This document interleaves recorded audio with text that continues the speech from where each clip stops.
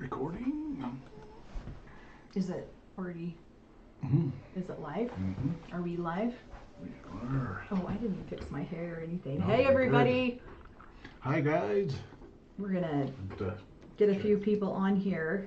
Yeah, because this is a surprise. This is a surprise live because we, thanks to all of you, hit 10,000 followers today on YouTube. So thank you guys so much. Are we live for reals? I'm gonna check.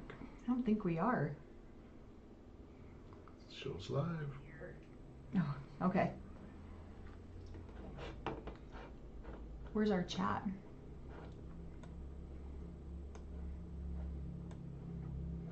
Should be right there.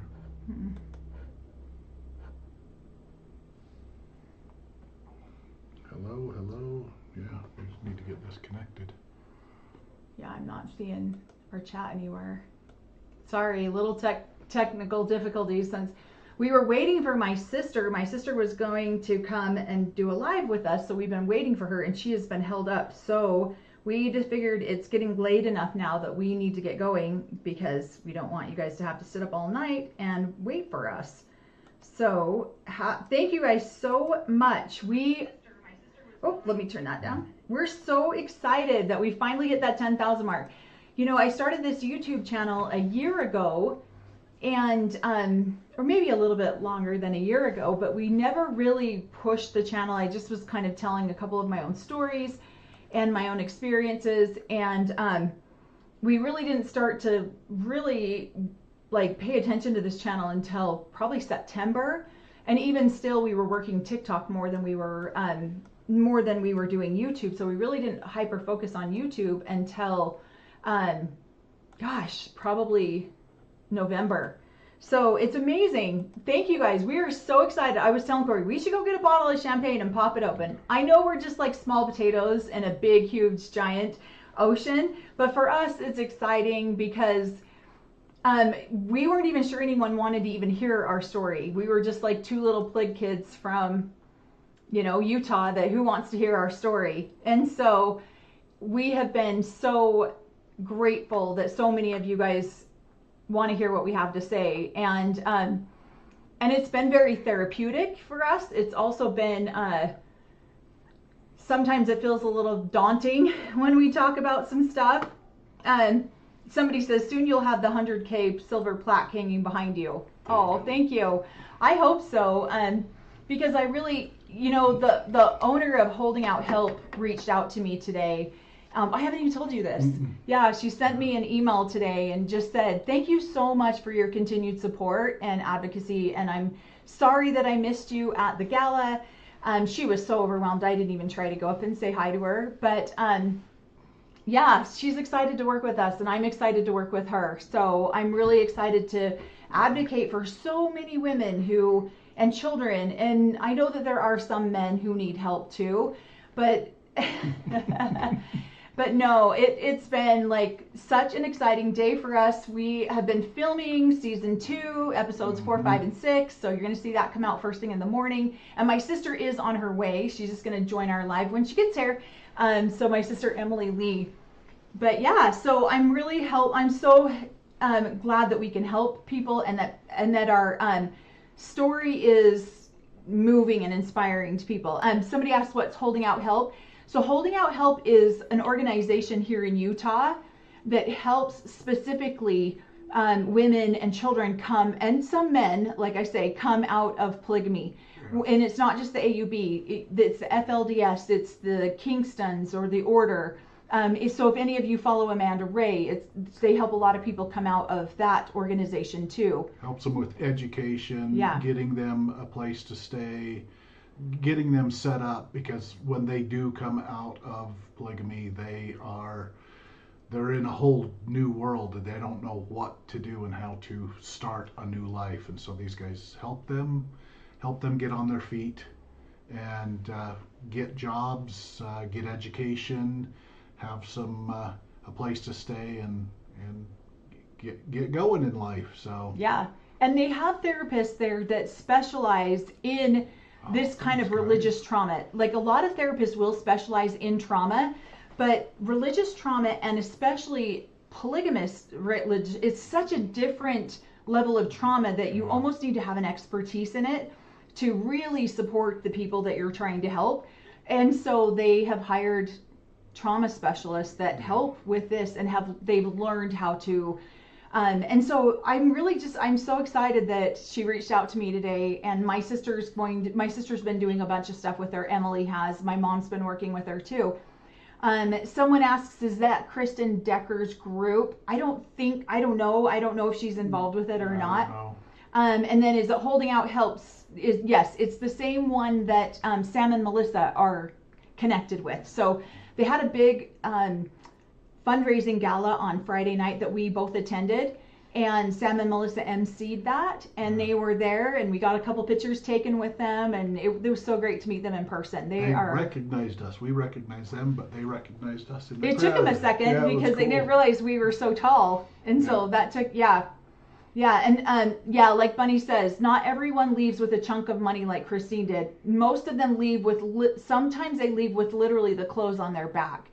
And the story about Holding Out Help is really amazing. I didn't realize the very first girl that they helped was one of my friends growing up. I had no idea. And I went to their gala last year, and she came up to me to say hi. And I was like, oh my gosh, I haven't seen you since we were teenagers. How are you? And I didn't realize that she was the same girl. So these people are literally helping people that I know and love personally. And so I just want to do as much as I can to be as supportive as I can to them, because I know that when I left, I had no one. I had no example. I had no one in my family had ever left before. I didn't know what that always looked like. And so it's just amazing to have someone who can maybe, even if you don't know, I don't know what to do, I can just be a listening ear. I can just be somebody that helps them. So what are you pointing out? Will you post pictures of the gala? So we can post pictures. I know. I don't know why I haven't done that yet. We've been watching season 2, and I haven't posted pictures of it. I didn't take very many, but Sam and Melissa posted some on their Instagram, and so you can see. Corey and I are in some of those pictures. My mom went. My sister went. So that was really fun. Somebody says, oh good, I'm not late joining. Nope, we just got started. I just didn't want to get started too late because I know we got a lot of East Coasters. So as soon as Emily gets here, she'll just jump on with us too. Looks like she's in our comment section. Emily, you better be safe while you're driving. So somebody says, Miss Melanie, I heard through the grapevine that you are over 6 feet. Did I hear that correctly? I'm sorry to switch gears to not so help topic. I am 6'2". So I'm 6'2", and Corey is almost 6'3". If I don't have shoes on, he can be taller than me, but if I have shoes on, we're about the same height. Yeah. And so we have a boy that is 6'9", one that's 6'7", and two that are 6'7", 6'8". I think our baby is like 6'8" right now. And then we have 5 kids total. So a 6'9", 2 6'8", our daughter's 6'3", almost 6'3", and then our other daughter is a runt at 5'11". Yep. We tease her all the time that she is a runt. Oh. Somebody says, Mr. Corey, were you at the gala? We were. Yeah. So I know there was a lot of. Yeah. Oh, sorry. Yeah. Corey was there too. Sorry, guys. Yes, I was. Yes, Corey was there too. Oh, there was a lot of people that I saw post pictures later on social media that I didn't even realize were there. Yeah. I was worried about getting my mom set too, because she needs a little bit of extra help. So I was worried about getting her a seat. But so we were both there. Yep, Mel's an Amazon. I've been called an Amazon my entire life. Yes, I have been an Amazon woman. And out of my dad's girls, my dad has 34 kids, and 13 of them are girls. And we have a couple of runts, and so we call them runts, but I think my shortest sister is 5'6". I think I have 2 sisters that are 5'6", but then there's like 4 of us that are 6'2". So there is a lot of us that are, and Corey's the runt in his family at 6'2". I'm the shortest brother. Yeah. So. Yeah. Somebody says season 2, let the manipulation begin. Oh my gosh. We just got done watching episodes 4, 5, and 6, and we recorded that tonight. So watch for that tomorrow. Yeah, you're starting to see a lot of the manipulation that's going to start later on when Robin goes, I don't understand why the kids don't like me. We pointed out a bunch of that stuff tonight. So, yeah. Well, Melanie now officially has 10,000 followers, so. Well, I wouldn't have gotten there without you. She's It's right us. on. She's right on par with her dad. Oh. So her dad has 10,000. Claims 10,000 followers in the AUB. So. Corey's been telling me that all day. Maybe they're all watching tonight. Yeah, we hit that 10,000 mark, and Corey's like, "Oh my gosh, Mel, you could be a prophet just like your dad." The AUB has 10,000, or not prophet, but a leader. No, What'd you say? Cult leader. Cult leader, yeah.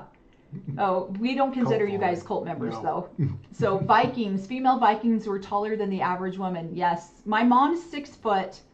She's no longer 6 foot. She has scoliosis, and so she's lost about probably 5 inches in her height. But she was 6 foot most of my life, and my dad's 6'8". So I've got brothers who are 6'9". I'm wondering if our 18-year-old will hit 7 feet. I think he'll be pretty close.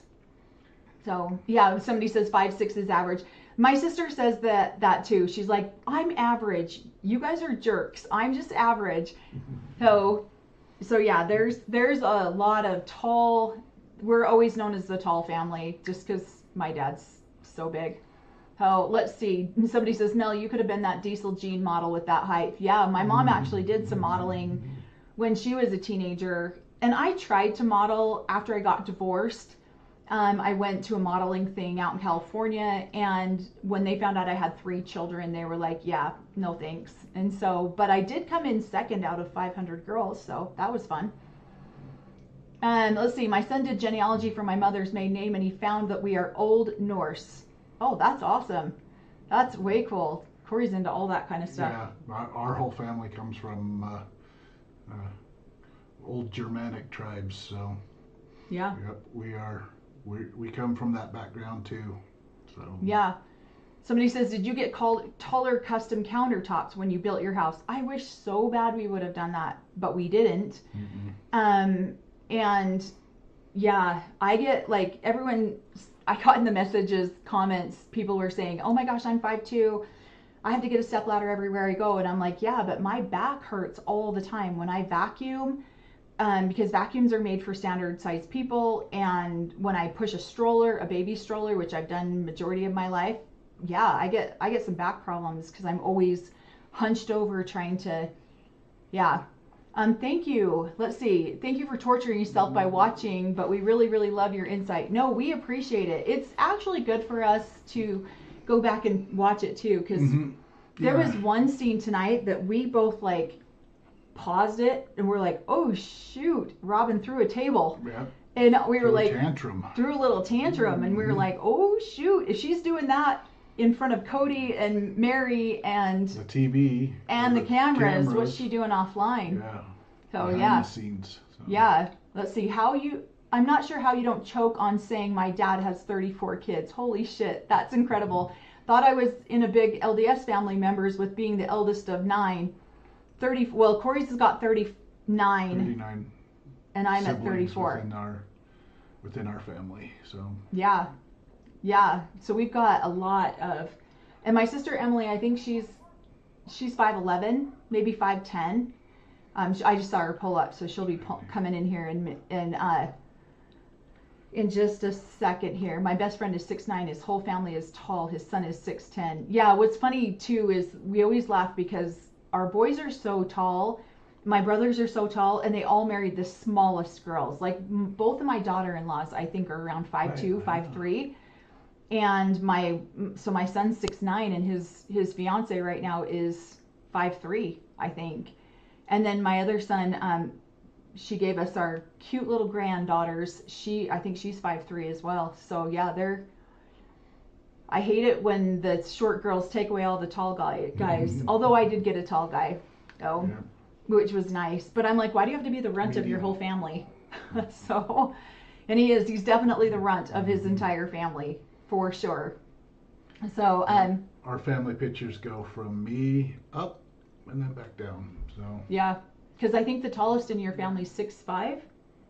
yeah, I don't know how tall he is. Yeah, I thought 6'4", maybe a little 6'5". taller than that. Yeah. Somebody says, I love comedian Dana Carvey when he says, I think I feel a tantrum coming on. It's super, oh my gosh. Yeah, it is. It's crazy. People in the comments were asking me, do you shop at Victoria's Secrets? Hell no, I can't afford that stuff. So no, we never shopped at Victoria's Secrets.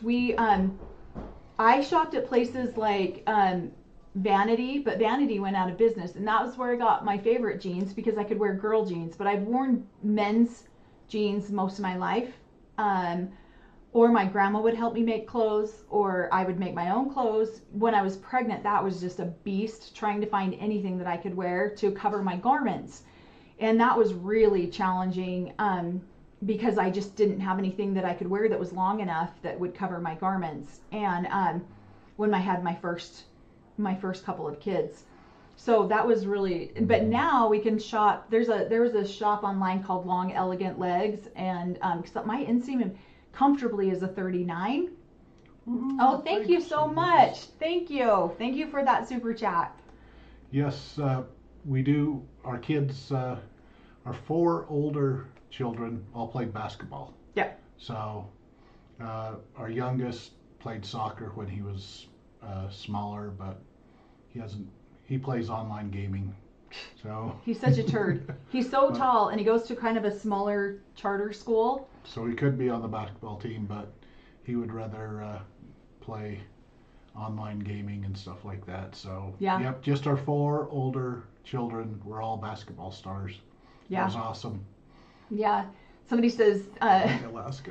Thank you for going back and watching. It's so interesting to hear the little details you can fill in that most of us missed when we watched it, like the part about Robin's versus Christine's groceries. Yeah. Yeah, that one was a big one for both of us because we're like, who is this? But so many people, so many of you in the comments have stated, we didn't get processed meat either. That was expensive. I'm like, yeah, who can afford to buy that? Like, I buy that at Costco. Somebody says, LOL, Melanie, do you ever watch your videos back? I need to tell you how much we really love watching Corey smiling while you're chatting away. It says so much. It's so funny. So I watched one of our videos last night. Corey was gaming with our son. And so I'm like, I'm just going to watch one of these videos back because I haven't really watched them since we've been doing the AI generated ones. And I won't do AI generated anymore. Because I feel like it like starts and stops, and it's really annoying to watch. And so the one that we're uploading tomorrow will not be AI generated. So you'll just see the flow of the natural. The and the pauses and all that fun stuff. So I feel like we're getting better at our and our pauses because, we've been doing this now for a little bit, but we're not fully comfortable, but we're getting there. And so I'm not going to be doing the AI anymore. So it won't look like I cut you off when you pause for an extensive long period of time. Oh. And as far as her Victoria's Secrets, for 10 years she wore more along the lines of 1800, 1700 Victorian style secrets than big long underwear for. So in a way, I guess it would be Victoria's old-timey Victoria's Secret. So. But yeah, then once we got married, she wouldn't wear them anymore. So yeah. So yeah. Thanks, Rain Lady. Thank you, Rain Lady. Thank you so much. So, yeah, he loves it when we talk. Like, I have a bun in my hair today because my hair is just not cooperating. So I'm like, I'm done. And I just felt like we had a lot to do today, so I just whipped it up really quick. And he's like, "Oh gosh, Mel, when you do your plig look," I'm like, "I don't look like a plig right now," but. Yeah, it's hilarious. Hi, Alaska. Thank you for joining us. Yeah, it's probably, 7 o'clock for you or 6 o'clock for you, huh? I was getting worried that we were getting too late on the East Coast, but looks like we still have a good... Thank you so much, Sarah C. Awesome work reaching your 10,000. Yeah, I'm so happy about it because we really did start nurturing this channel a lot at... basically the 1st of October. And that's really when we started nurturing and coming. And TikTok has never been my favorite, but you know, I jumped right up to 30,000 followers so quickly that it was something that I felt like I had to kind of maintain. But I'm so happy to finally make YouTube our primary channel. Yeah. So that's really what we're going to be doing mostly is YouTube. I haven't posted to TikTok in a hot minute. I will go back to posting, but I'm the only one that does right now. yeah. Oh, thanks, Oh. buddy. Thank you so much. Yeah, I'm the only one that still does TikTok, but just goofy stuff. Thank you so much, Bunny for that super chat. You guys are amazing. Yes, thank you guys. And because of you guys and our super chats and things like that, we were able to upgrade our microphones, and we were able to do so much stuff in our studio. And I'm so grateful that when Emily gets in here, I'm going to ask her about that, about Tanya reaching out today, because I just really don't want to just sit here and talk about these things. I really want to be able to support anyone who wants to leave. And I've had dozens of women reach out to me, like I've said, and I haven't felt like I've had the full knowledge of what to do for them or how to help them. And so I'm really excited that to hopefully hook up with Holding Out Help, and then that way we can really help anyone who's in need of wanting to get out. So I love natural. I'm just too old for AI. Yeah, we're going to go back to the natural editing. I don't like the AI version at all. And I hadn't watched one since we started using that editing system. And so last night when I sat and watched the entire episode, I was just like, I felt like so much of the conversation was deleted or skipped over. And I mean, at one point I was saying I think I was saying the word Nevada, and it cut me off halfway through the word. And so... Because you paused, No. Nevada. Yeah. So no, I'm not doing that. We're not going to do that anymore. And the app that we use right now does not have a way to pause. So you're basically just, the minute that you start, you're moving all the way through it. But they just added a pause button last night. So I think we're gonna get better quality stuff. So I'm happy about that. She can pause me when I'm slow. So Corey's very methodical in his thoughts, and I'm very like, okay, next, okay, next, okay, next. So if I'm working, I have YouTube on, but at night it's this. I hope you make money both ways. Oh, thank you. Yeah. I actually really didn't start this to make any money. I was surprised when we started actually pulling in enough to pay for microphones. I was like, no way. So I was very grateful for that. But we will definitely be making donations to Holding Out Help to support that organization with the things that we earn here, because I feel like that's so important. What are you doing? What are you reading? I'm reading. I didn't read last time. Now I've made this big so I can read it again. Oh, perfect. So. Yeah, and again, thank you for all of you guys that said lanolin, because this has been a lifesaver for me. I absolutely love this. Goofy is good. Well, Corey's very goofy, so yeah. So this Gen Xer prefers natural. Yeah, me too.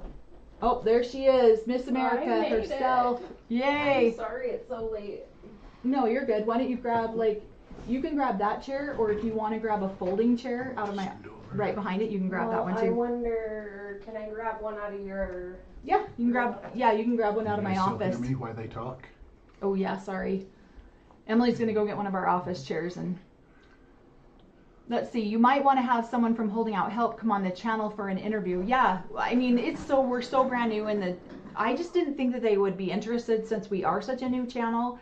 I was really wanting to hit that 10,000 mark before we talked to them about it, but now I feel like we're, with Tanya reaching out today, I'm hoping that we can connect with her a little bit sooner than I had anticipated. You could actually just share this with me. That way we could both talk into this microphone. Are you sure? Yeah, because I feel like Corey can scoot. And we line them up and you guys can... Yep, I'll scoot it. Scoot your booch a little bit. Thank you so much. So blessed. I appreciate that. You're amazing. Oh, how do I like this? Okay, Emily, everyone. Hi, guys. Congratulations, you two. I know, right? Good job, huh? Cult leaders. So Thanks exciting. for giving me inspiration to come out and actually talk in public and talk about things, you know? Oh my gosh, it's so exciting. I'm so glad that you're doing it. Yeah. And I think that you have reached out to so many people. Yeah. And not even just people coming out of polygamy, but there's a lot of people that are following you that have had other religious trauma. And Right. both of your stories are helping Right. so many people. So it's exciting. Look at all the hi Emily's. Yeah. Hi, guys. I'm not I'm so excited to be here. Okay, yeah, I'm not sure how it works, but if you start working with them, I believe you can do a YouTube fundraiser. YouTube doesn't take the 30% on that episode, and people can donate with super chats. Yeah. Oh, Oh, wonderful. that's a good idea. Yep, I think that's what. Did I tell you? Did you know that Tanya reached No, out to you you didn't today? tell me that. Yeah, well, she only just did a couple hours, like 2 hours ago. Well, today was a super damn hard day, and I'm our sorry. text messages are what, like, kept me going. Oh, I'm glad you came out. Are you sleeping over? I might. Yep. We'll see. We'll see. Yep, this is what happens. Hair in a bun, and it's just been running errands, and No, this is when we're going to look the most alike, is when our hair is both in a bun and we're both natural. Most of my mom's girls do not wear makeup most of the time. And so we're just like all natural. And so it's been really an adjustment for me to do social media, because I'm like, oh God, I got to put makeup on again today. What the heck? So somebody says religious trauma is no joke. And it's true. And one of the things I really appreciate about, and Emily can speak more to this, is one of the things I really appreciate about Holding Out Help is them getting specialized therapists who can help these women come out of these situations in these organizations, and can really tailor and specific that help those needs. But how do you feel? Because I mean, I don't know if you care that if people know that you have gotten services from Holding Out Help. oh, not at all. I think we talked about it on our last live together, but I would say that Holding Out Help has definitely saved my life, and the way that they have supported me and my kids over, the last 18 months through my divorce has been amazing. I started kind of working with Holding Out Help, I want to say I feel like you need a hug. 12 years ago. And so I've known Tanya for quite a long time. And then I started to get divorced in 2023. And that kicked my ass. That was really, really hard. And it brought up a lot of emotional issues that I needed to work through. So one day I was with Tanya, and we were kind of talking about how things were going, and she just said, Emily, you came out of polygamy, you grew up in polygamy, you can use all of our services. Come in and get neurofeedback done. Neurofeedback is probably the best thing that I've ever done in my life. It has really complemented my therapy. I've been doing regular therapy for 5 years, and then I started doing EMDR therapy about 2.5 years ago. And so getting into the neurofeedback has actually, for the first time in my life, I didn't have gut-wrenching anxiety. And I've had that my whole life. Right. There's not a day in my life, any memory I have as a child, I was anxious. Sick to my stomach, anxious. And so to start that neurofeedback, I think I started it probably January or February of 24. And by March, I was anxiety free. I mean, like the want to curl up in a ball, anxious. And so I've gone an entire year without having that anxiety. I've had it the last couple of weeks, probably the last 2-3 weeks, and so that's been kind of hard to deal with. I do my best to not ever miss my neurofeedback appointments. I was doing them twice a week, and then I really had to go back to work more often, so I cut down to one. But even that one day a week, going in there, and sometimes I'll do EMDR, but the therapists are amazing, and they have several therapists, and these therapists are working with clients that have been severely traumatized, right? Like, so I'm late to everything. That's a trauma response. Right. That comes from being so severely abused. And so I know that we all joke and tease each other, and like we have our little banter and whatnot, but when we stop and break it down, a lot of what we're talking about is because of the abuse that we suffered. Right. And so having ADHD, one of the biggest things that I notice with myself and sometimes even my kids, and especially people that have come out of polygamy, whether it's the AUB, the Kingstons, the FLDS, independents, is disassociation. And yes. So you notice how most of us are pretty funny. We have, pretty good rounded sense of humors, but we use that as a cover for the pain and upset that we feel, and then we all disassociate, whether that is just zoning out on your phone, or you can sit down on the couch and it's like it feels like 5 minutes, but it's been 35 minutes, right? Oh, like so much. Time just my brain does not regulate time at all anymore. And that's why I was like, not going to give her any grief about, we're just going to get started and she can come join us when she gets here. Well, so. And I got sideswiped with several things today while I was going about my day. And so in my head, the girls were going to go to their dad's. I was going to load up the dog and head out here. And then it was like, okay, but we'll go out there in the evening, and then we'll, you guys, I was thinking maybe you were going to do a live earlier or something. And so, yeah, it's really hard to regulate thoughts and emotions and time. And so holding out help has definitely helped me with those. Okay, so one of the questions is, how long are these sessions? So the neurofeedback, and I would highly recommend that everyone look up neurofeedback. It has been scientifically proven that it's helping your brain to, I want to say, reconnect neurotransmitters, and it really calms and regulates the nervous system. Right. So initially I went into the neurofeedback appointments thinking that it was going to complement my regular therapy, that it was going to make my regular therapy easier. And so they say that you can process things faster. And I left that appointment, and I'm not even joking when I say this, I could see more clearly. My vision, I could read the street signs better, and colors were more vibrant. And that blew me away. And so I could hold still, where I'm constantly shaking my foot, tapping my fingers, like I'm just super fidgety all the time. And that has given me the ability to hold still. And so you're watching, like I watch YouTube videos of baby animals to calming music. That's what I watch. So it's a 30 minutes that you're doing the neurofeedback. The whole appointment takes about 50 minutes. So it's not super long, but it's definitely been one of the most beneficial things that I've done, especially for my nervous system. And she told my daughter about it, and she went through it, and that has healed so much between my oldest daughter and myself. Oh, and really? Yeah, a ton. Oh, that's cool. I didn't know that. Yeah, she went through, I think she got the same therapist you did up there at the University of Utah.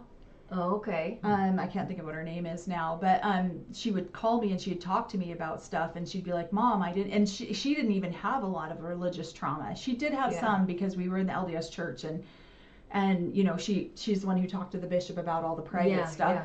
And so she did have a little bit, but we had a disconnect between her and I, and so a lot of that healed through a lot of that stuff. Has she not told you about that? No, you know what I think? So I think that she was doing the EMDR, which is different than neurofeedback. Oh, okay. But the EMDR that's fascinating too, because you're in an hour appointment, and really you have to learn several tools before you can actually start to get into the EMDR. Okay.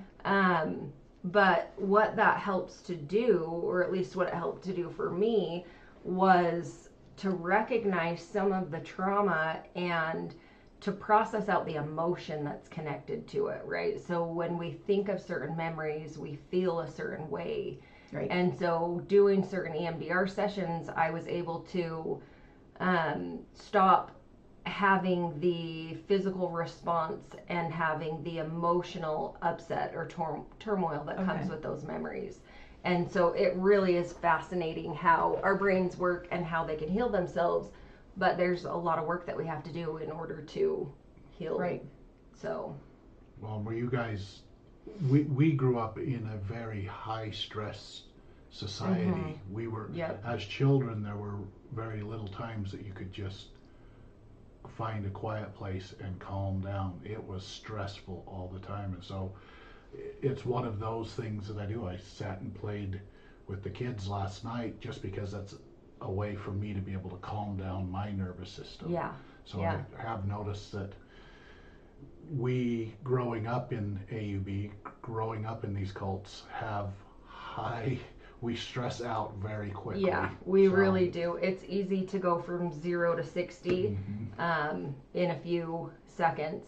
And oh man, it's healing work is hard, but getting to the other side is so damn rewarding. Yeah. To actually be able to feel joy and happiness. Right. So I want to shout out to my friend Sarah Mac Art. Oh, so nice. She says, I've gone through EMDR and my daughter has been going through it for the last year. Life-changing. Thanks for hopping on, Sarah. I shot Sarah. a link out to some of my friends, and so Sarah hopped on, and I had no idea.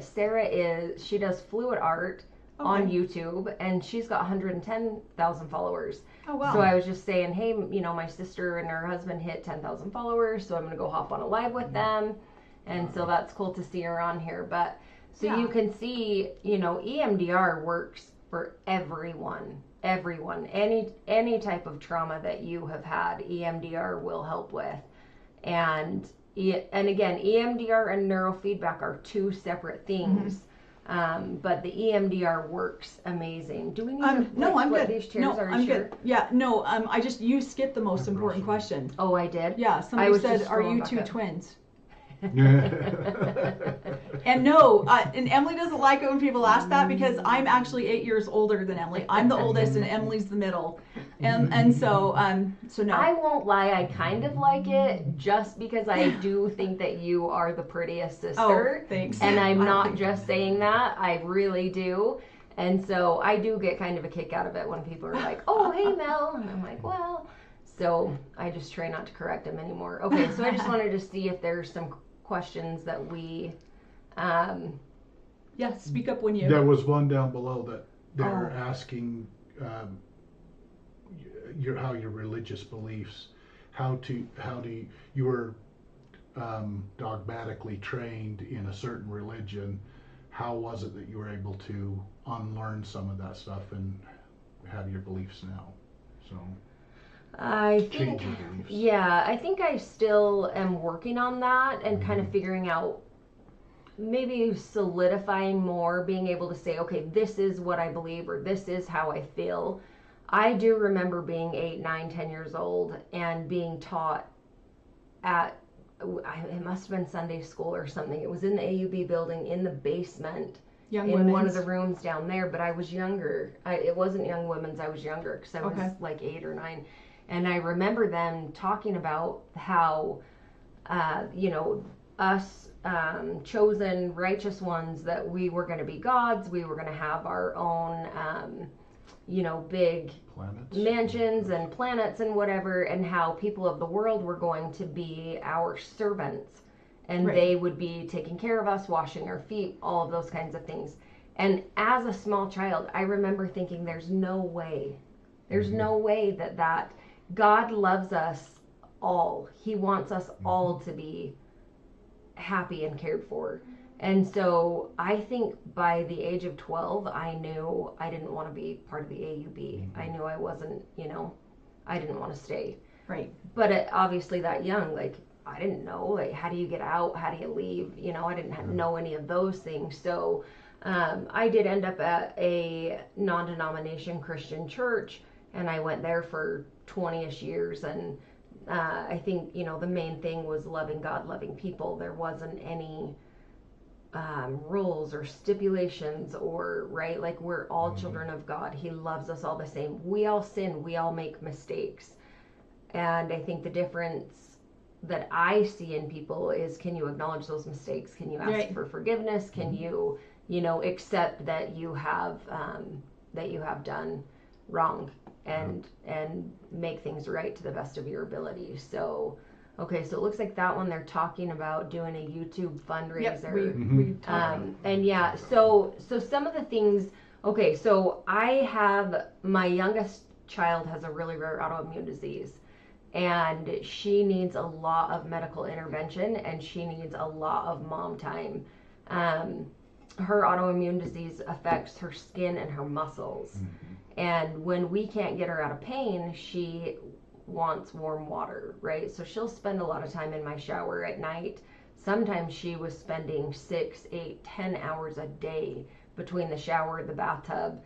And God, this kid's amazing. She's 9, she'll be 10 this summer. She's so damn funny.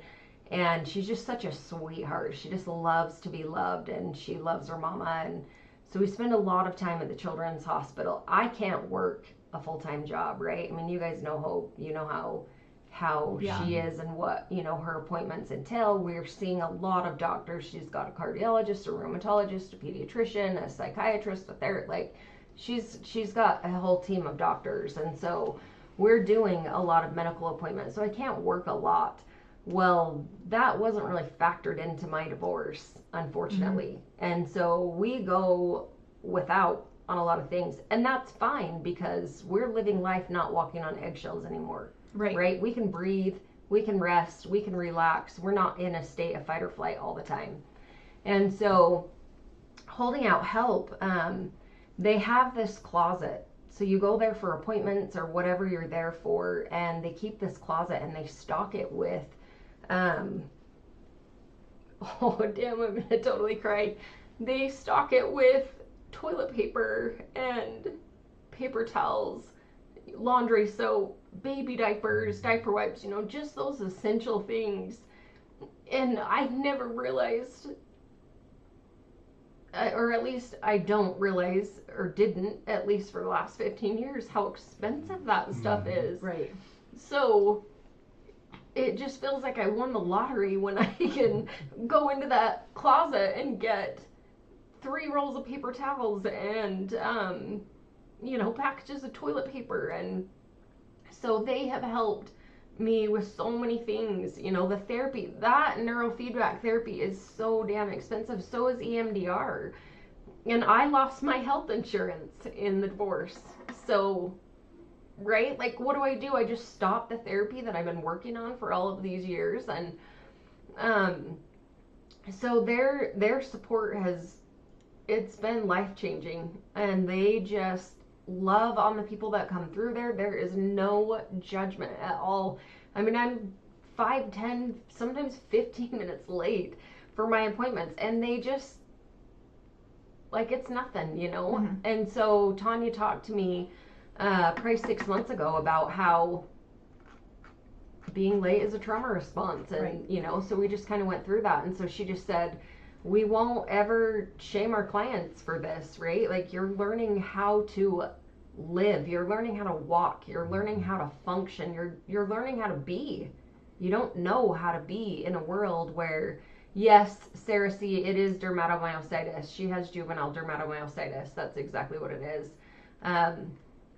And it's hard. It is really hard, and it takes a lot.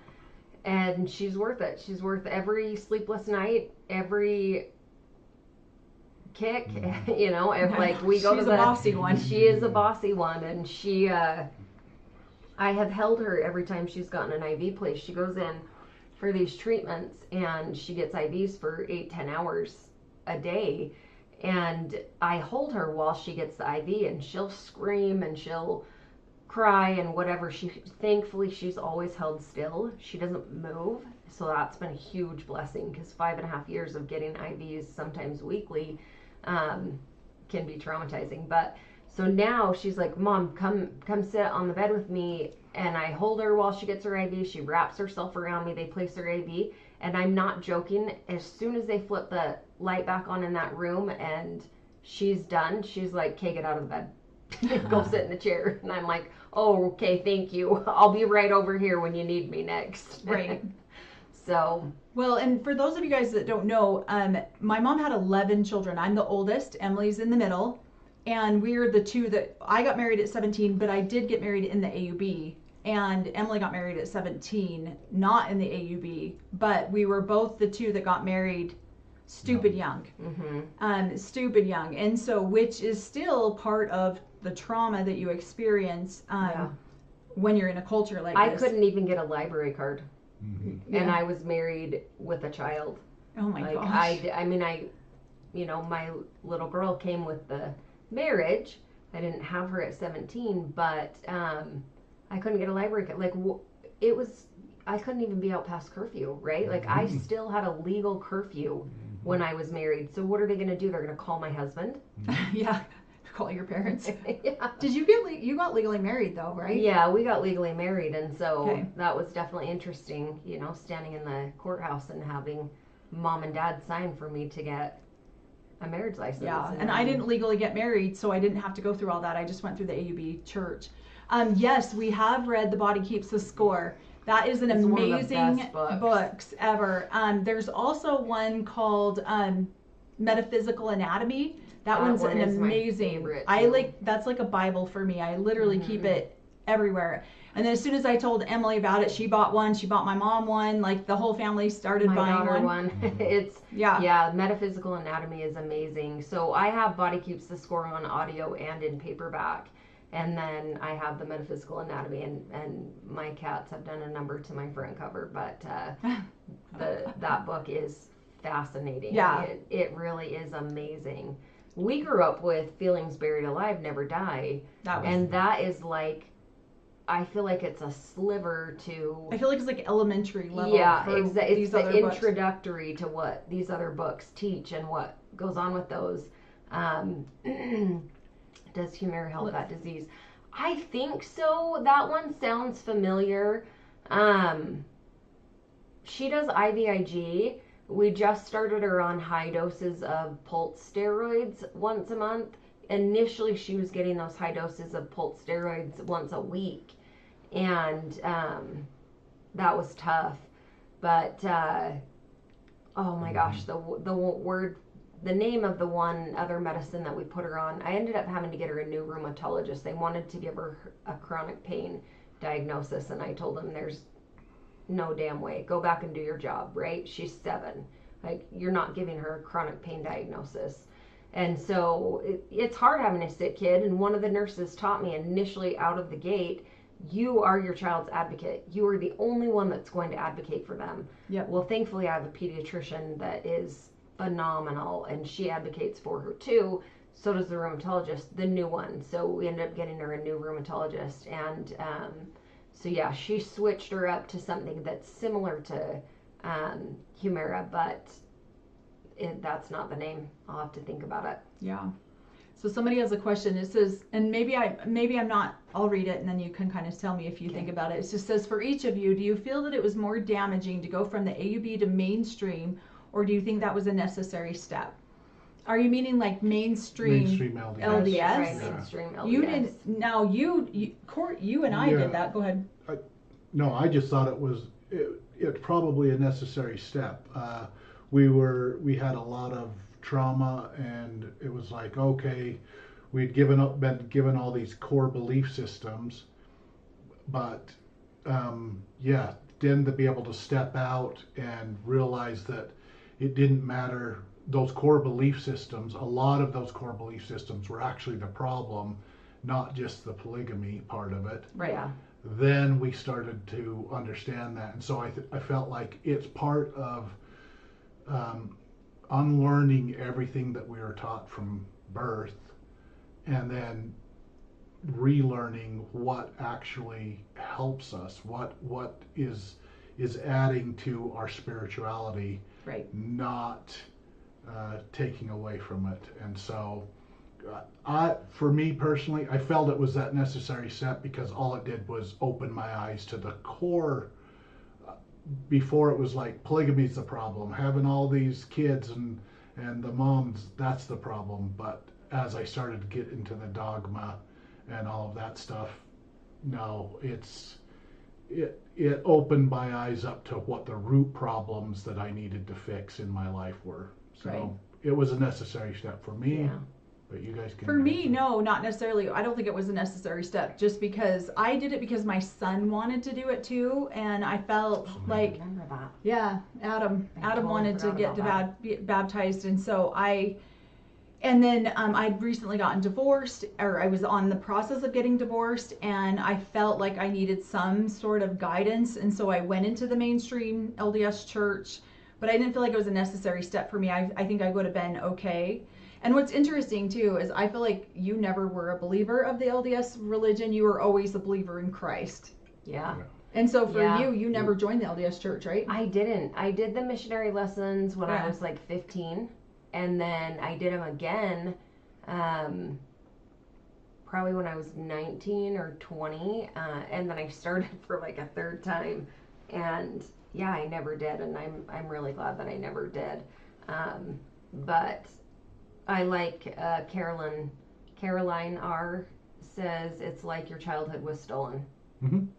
Absolutely, yeah. That's why I'm a We really grown-up didn't child. have exactly. It really is. That's why I'm a grown-up child now. and I think You there's are a man child too. there's nothing wrong with being a child when you're an adult, right? Like when you can feel that joy, when you can feel the joy that your children feel and you're with your children, that alone is worth living for. Absolutely. I mean, going to Disneyland over the summer with my kids and watching my little girls experience that for the first time was fascinating, right? And it's like this whole new level of freedom, and yeah, it's so damn hard, and it is so rewarding. There's just such a different level of life that you get to live, and you don't expect it, you don't see it coming, you don't even know that it's out there until you get there. Right. So Right. And somebody recommended the book. It Didn't Start With Me. Excellent book. Yeah. I have read that book. I love that book, and I would highly recommend that book to anyone. But yeah, I agree. I feel like somebody also says, I'm just wondering when the guilt of God is punishing me because goes away. Oh gosh, that's a good one, because yeah, I believe when you find a God that you know to be loving and you know to be caring, then you know that God wouldn't punish you for things that you do in your life. Yeah. You know that God would just love you through the things that you do in your life. Em's got her puppy here, so she's going to get her puppy. Oh, wait, no. And so I feel like when you find that God in your life, no matter who he is, no matter what you call him, no matter what name he goes by, I feel like no, I'm good right here. I feel like that's when you really, truly discover that God doesn't punish his children for doing things. That's a belief system that you have to. When I got excommunicated, it was like, okay, I am turned over to the buffetings of Satan. I'm going to go to hell. And then all of a sudden, I had enlightenment and loving kindness that came in, and I was like, oh, okay, well, maybe the God I was following is not really. I'm switching gods, so I'm not following the one who is going to punish me and cast me down to hell. So Right. Yeah, and I really feel like that. I mean, we were always taught, one of the biggest things that I was always taught growing up is that if you don't do this, then here's the consequence. And that was really frustrating for me growing up, because I thought every decision I made was out of fear of a consequence if I didn't do something. And so I really switched that around with my children. And I really, with my children, wanted them to have, hey, I want to do this because I want the blessing or I want the reward. And so, or I want it's a goal or something that they have. They want whatever it is that they're working for. And that's the same with God's love. It's like, I'm going to do this because I want God's love, or I want, it's not because if I don't do this, God's going to punish me. So I think that honestly, in my experience only, is that if you can find a God in your life that you know loves you no matter what, then that will go away. That whole God's punishing me because will go away. And that's just my own experience. I don't know what you guys think. Well, and sometimes you do things just because you want to try them. And there's not always a good or a bad result. I mean, we were raised to fear everything. Everything was so scary. So I just was checking on the dog, and then I grabbed my phone. So Theron Benson is coming back to the medicine. So yeah, she's on a biological medicine. It's called Orencia. And so I don't know if that's in the Humira family. Where's your moderator? Is she here? She's not on right now. Oh, dang it. Well, Miko loves her, so. Oh, that one. None I of thought our downstairs. children Yeah. are in the She is LDS downstairs? faith Yeah, at this I'll just time. text her really quick. Yeah, because if she comes and grabs her, that dog will be good the whole time.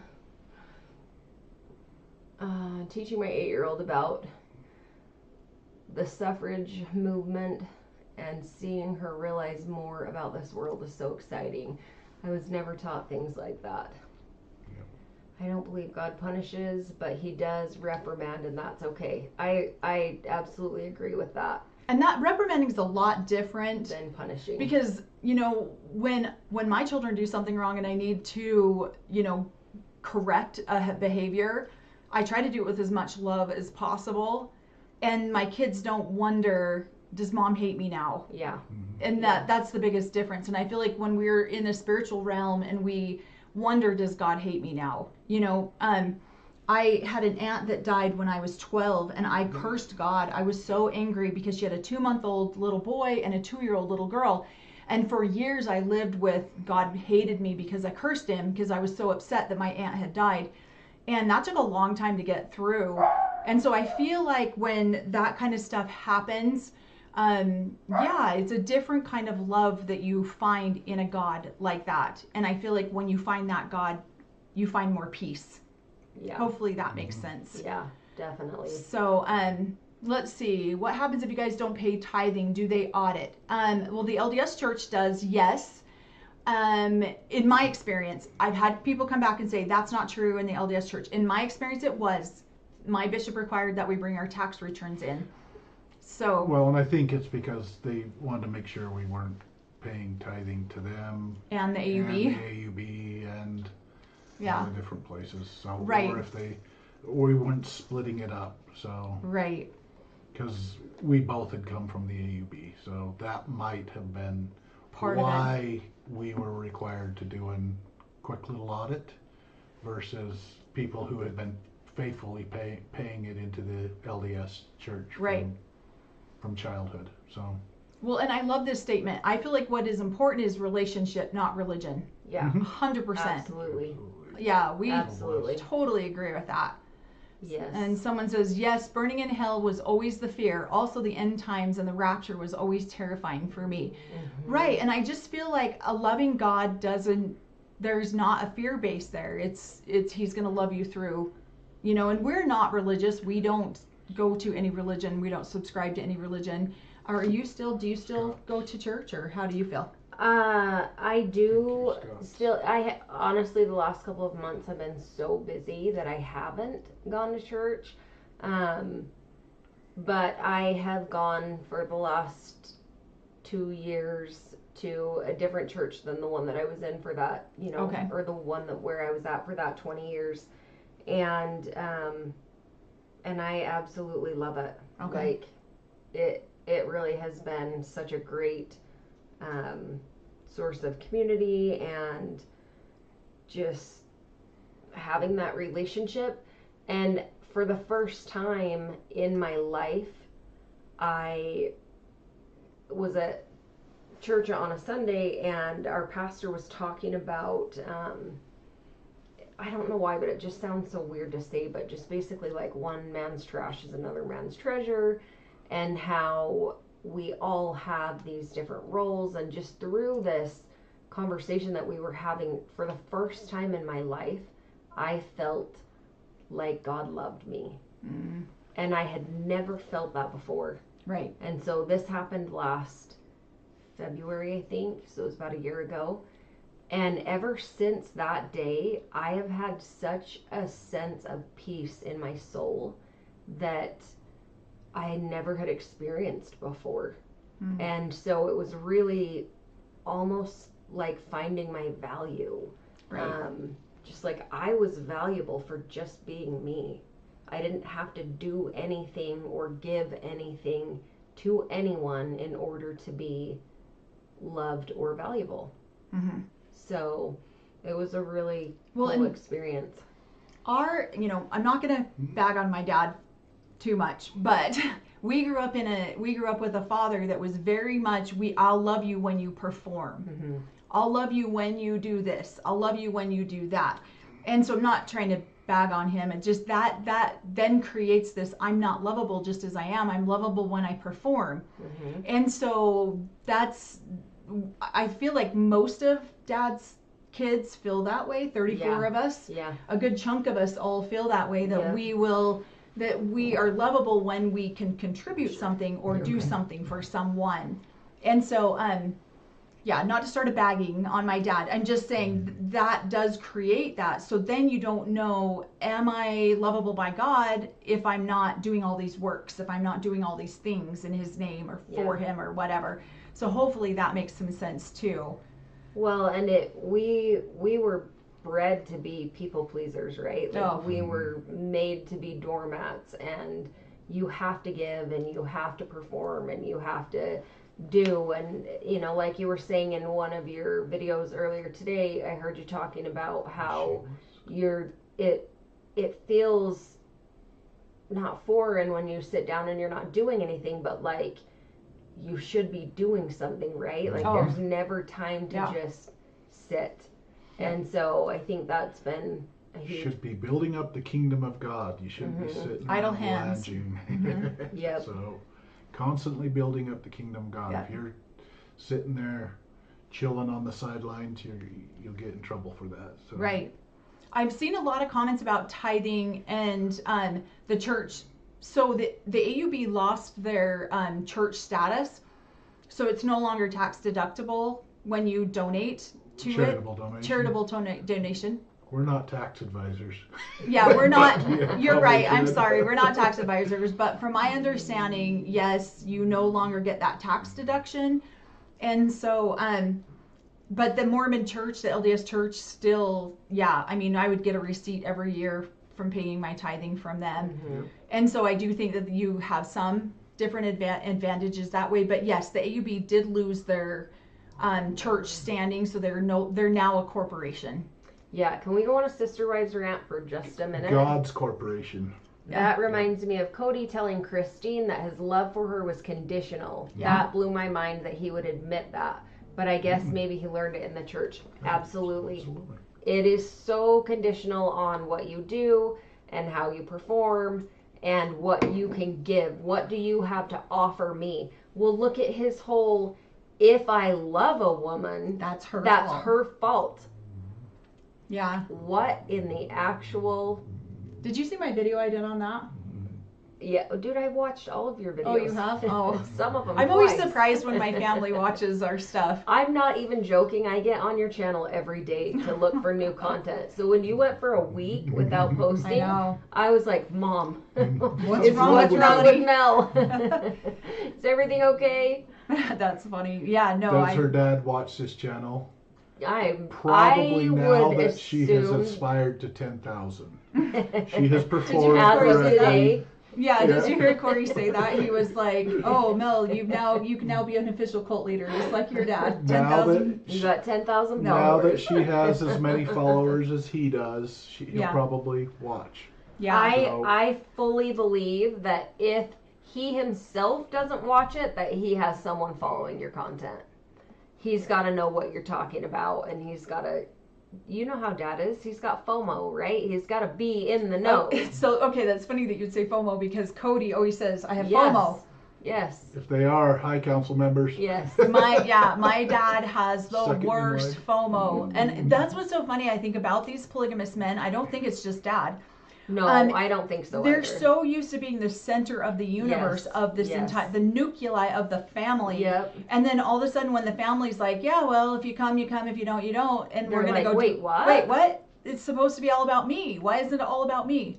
And so then that they is get a narcissistic injury. yeah. So I was so pissed when I watched Cody say that to Christine. I was just like, have you lost your mind? Mm-hmm. But 20 years ago when I was in the AUB, I would have thought, oh, well, yeah, she's not performing at what she's supposed to be. I mean, I would have absolutely bought into that. And so now that I'm out of it, it seems so, what the, hopefully Christine didn't listen to that. Shocking. But yeah, it's definitely runs rampant through a lot of the men. Mm-hmm. What are you laughing at? Just Corey watches the comments. I am know. Does loving his the giggle. comments. No, just it's a good business model to have people pay 10% into your church, and in return you get blessings in heaven, or you get a heavenly thing. That's great. It's a great business model. Hey, you pay into it right now, and later on you're going to reap the rewards. So And it is absolutely a Story. business. yeah, it's a good business It's very model. true. Somebody Mhm. says, will Mary and Janelle get their money Lose back? control. Let's all answer this question at the same time. Will Mary and Janelle get their money back from Cody and Robin? No, I don't think Oh. so. Depending I on their think, lawyers, if they get some good lawyers. yeah, but hopefully they probably have not. good lawyers, and that still hasn't sold. They're still I don't think it's up for sale. no, I know. So, but it's still titled the same way. Yeah. You guys are asking the wrong question. Will Mary and Janelle get their money back from Cody's and Robin's kingdom that they're just building up here on Earth for their afterlife? And so that would be them taking from Cody and Robin's kingdom, or God's kingdom that they built here on Earth. And no, not freely. It will never be handed over freely. They will have to go through legal recourse to get stuff. And yeah, no, they won't get what they put into it back out of it. Well, and that's the hard part is, you know, when Mary made a comment, I hoped Cody will be a gentleman. I just thought, oh boy. He's a priesthood holder. He's not a gentleman. Okay, Oh my so gosh. have you watched the show It Ends With Us? It's Yes. a movie, Mhm. okay? So I read the book first, and there is the greatest. She Release of talks the in the end of that book. Yes, I loved that. Did you listen to what she or read what she said in the end of that book? Yeah, I thought it was. But she talks about how when you're not together anymore, right? They're not going to give you anything. So like you're breadcrumbed so much that you just kind of hang on, right? People are surprised that Cody's wife stayed with him for as long as he did.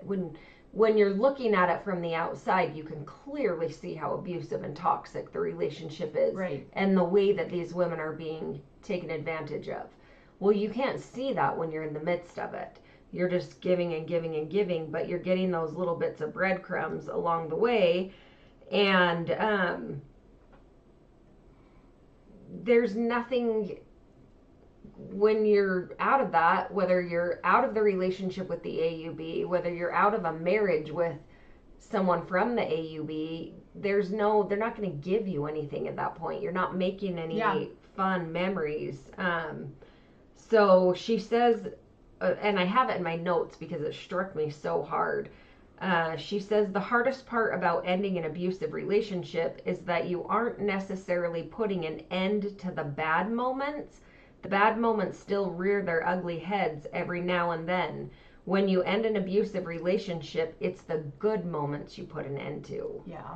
And so that was so eye-opening to me. And that's what Mary's going through right now. I think we're going to see that unplay. Yep.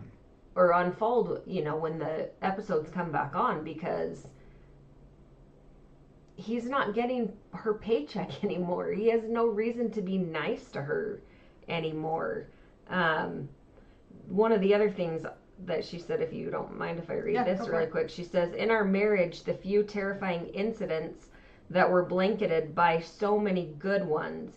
But now that our marriage is over, the blanket has lifted, and all I'm left with are the worst pieces of him. Where our marriage was once full of heart and flesh that cushioned the skeleton, all that's left is the skeleton now. Sharp, bony edges that slice right through me. And I just think that's so true. And that is a huge part of what we're seeing right now. Cody Right. has no incentive to be nice to these women anymore, right? He was the biggest piece of shit he possibly could be while they were married. Well, and they have abandoned his kingdom. Yeah. He feels like they have abandoned Yes. what they worked so hard to get together, and they've abandoned that creation, so they don't deserve any of it now. So his comment about Janelle. Mm-hmm. Janelle thinks that because we got divorced, she owed deserves something. I know. What? I know. How about half or a quarter? Like, in a regular divorce, you would get something when you get divorced. You don't just walk away with your clothes. But I mean, sometimes you do. But in polygamy, a lot of women just walk away with their clothes. Yeah. What are you reading? Well, that is just so true. Up here. I don't even know how to get up there now. Just scroll. Yeah, there you go. So it says, hey Dad, please send Christine and Janelle a message to release them from Cody. From him, yeah, that's Well, what she's saying. Yeah, would Dad even take your texts anymore? I'm his favorite son-in-law, There so you go. I'll So do you it. send the Bippity message. boppity boo, I release you Oh my from gosh. Cody. There you You're go. That's so what bad. they do. And then they're Is that? I church- want to know, like, what the process You're is. They released. just like type up a paper, Yeah, you're released, no. and then they sign it. No, I actually did get a release, so I mean, no. But is there a process, right? Like, Yeah. there's a whole like speech? so it's a speech. Like, you don't have to Right. do anything crazy. Like when you No. go through the endowment house. No. So we just You don't went go into the through prophet's. backwards? No, we went into the Right. prophet's living room, and all he did. A lot of the stuff that happens in the AUB, in the Mormonism, is based around the Freemasons. And so a lot of the symbolism is based around Freemason symbolism as well. And so it was said Joseph Smith was a Freemason. So that is why there's a lot of similarity. So no, we went into the prophet's living room. It was me, my ex-husband, and my mom. My mom's on here. She can attest to that. And he just put his arm to the square and just did a little speech and just said, "You're now released for all time, and by the power of God that I have vested in me," type thing. You're now released for time and all eternity. So Mine it's was- almost similar to a marriage ceremony, just Right, not just happy. the opposite end of it. Right. And then when we were done, the prophet was crying, my ex-husband was crying, and I was like, I have a lunch appointment at 1. Can I leave now? Mine was more anything else. humorous. It rhymed, so I think my release was way better. So bippity boppity boo, I No. release you. Somebody says a Freemason I give it to divorced. you. LOL. Yeah. Yeah, I mean, So there's like a handshake, right, where they're doing all. no, he just the prophet is the only one who spoke and said anything. He's the one who had his hand to the square. I think he had both hands up. Melchizedek version. Yeah, Is exactly. that Yeah. Melchizedek? With both hands, yeah. The one hand is the Melchizedek, Aaronic priesthood. Aaronic. Right. You're my favorite. Don't make too much light. We do have LDS people on here. I know, we gotta be careful. And so I still want to be respectful of what their I beliefs do are. love, I'm just Unlucky Seven says, letting Janelle, who pinched pennies for 30 years more than any of them, him saying that was nuts. I know. Yeah. And that happened. She so worked and left her kids with another woman to work and provide for the entire family. yeah. She gets nothing. Nope. And they're sitting in that mansion. I mean, your comment too about the motorcycle and the car. I know. How is his wife That's on? a genius idea, right? Yeah. Why is your family on government assistance and you drive a motorcycle and a convertible? But you never see the men go without. No, the men will Never. always have what they need. And Yep. so it's no wonder that Cody is supposedly talking to the number 2 in charge of AUB. He's not the number 2, by the way. Right. But supposedly talking to them because that man would take he would do whatever he needed over his family's needs too. So it just is a pattern with these men. We saw it with Warren Jeffs when Warren Jeffs was captured. They found him with what, $1 million cash. He's in shorts, he's in t-shirts, he's going to Disneyland, he's doing all these things. These men literally do not go without. It's the women and the children that go without. Yep. Shameless, I'm the only one that got your joke sitting here. For the power of Grayskull? Yeah. I thought that was hilarious. I just read that one too. How interesting is it that in the end the only one left trying to help Mary is Janelle.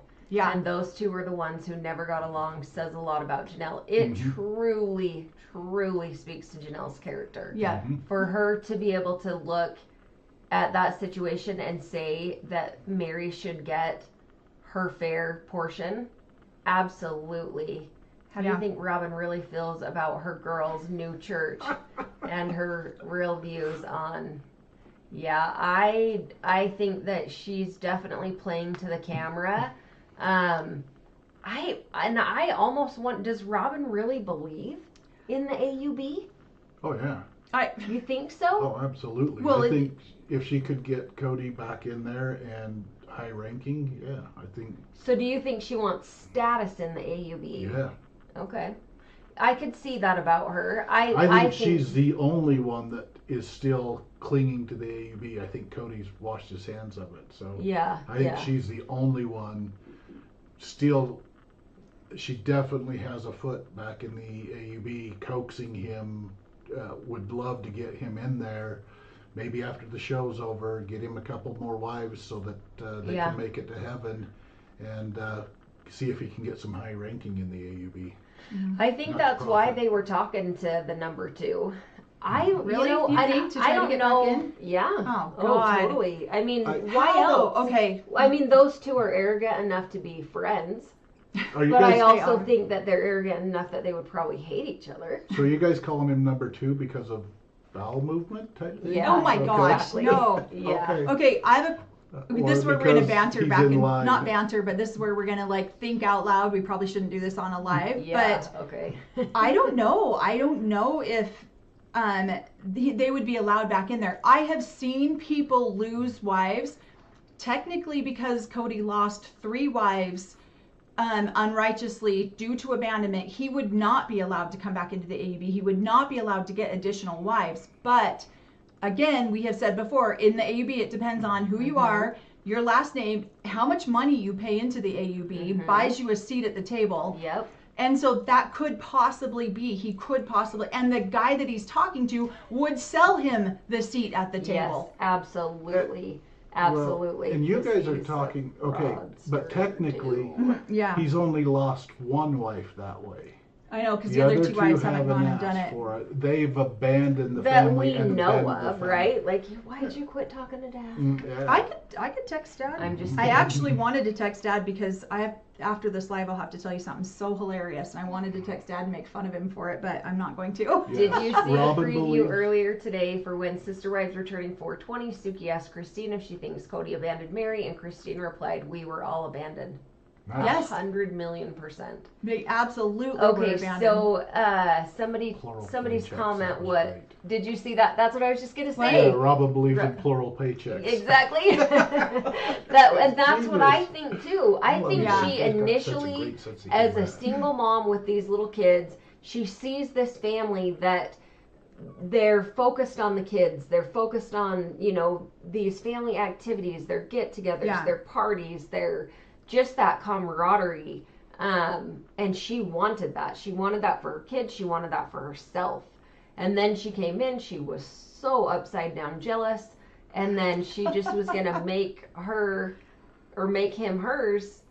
And now she's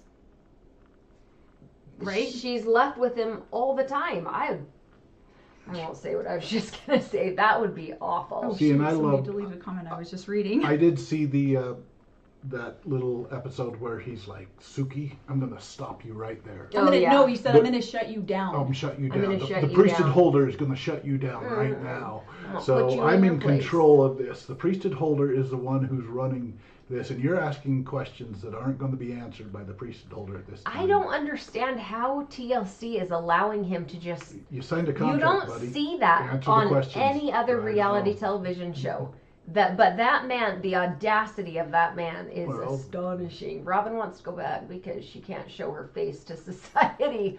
That could be true, and most people in the AUB didn't watch the show. Yeah, so or they somebody didn't asked continue. you if you've watched the whole show. I haven't watched all the seasons. I've watched a few seasons all the way through. I watched episodes off and on throughout. I didn't follow it all the way through. I would like to, though. I watched every episode of Big Love. I want to rewatch that too. And you saw our theory that Big Love is based on Dad. Uh-huh. Okay. Oh, absolutely Yeah. agree with that. Oh, when yeah. you line up the things, but I love how they pulled from all of the different groups, Mhm. right? They've got the Kingstons in there, they've got the FLDS, the LeBarons, Mhm. the AUB. So the fact that they basically based it around Dad and then those three wives, and then they just, it's The great. compound. I wish they'd named the compound. That was. And we are going to do a rewatch and a recap of Big Love. It'll just be later, probably after the season of Sister Wives is over. Yeah. Then I think we'll go do that. Keep going on Because it's season just 2. so funny. I just Yeah. love it. But no, we're on season 2 episode. Tomorrow we'll watch episode 7. But we've never seen it, so this is all new for us. We've seen little snippets, but this is all new for us. I think we might have a couple ex-AUB members on here. I'm reading some of the stuff Yeah. that they're typing, and I'm wondering if we do have a couple ex-AUB members. Do you think if Cody doesn't go back to the AUB, that could end their marriage rather than poverty?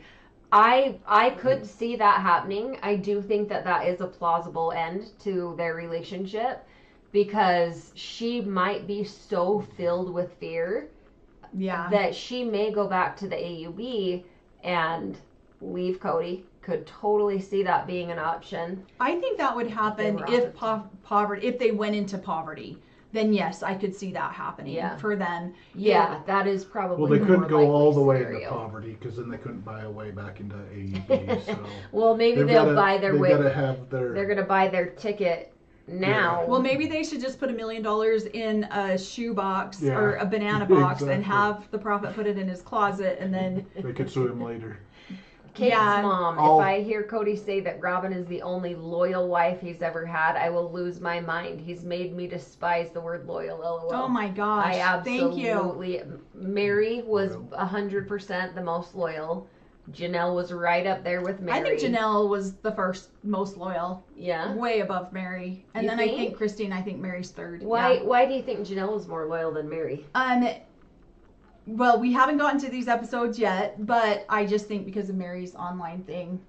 And I don't know because we haven't watched that, so I don't know what happened with Yeah. that.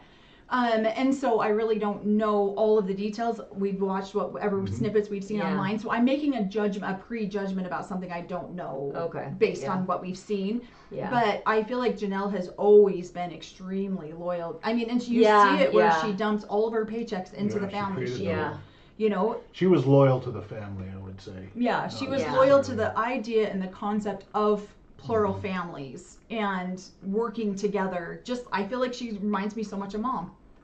Yeah. So I would say if Mom was one of the wives, it would be the Janelle. Yeah. I absolutely To a agree. fault. Yeah. We love you, Mom, and she's watching us, but to we a do fault, love you, Mom.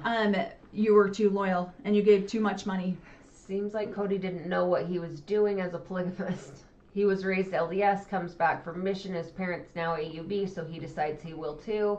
Whereas Mary and Christine were raised in it. That is absolutely true. Whoa. I know. always hear you say it skips, It and I'm skips. like, no, you should just be able to scroll, but that just skipped. Yep.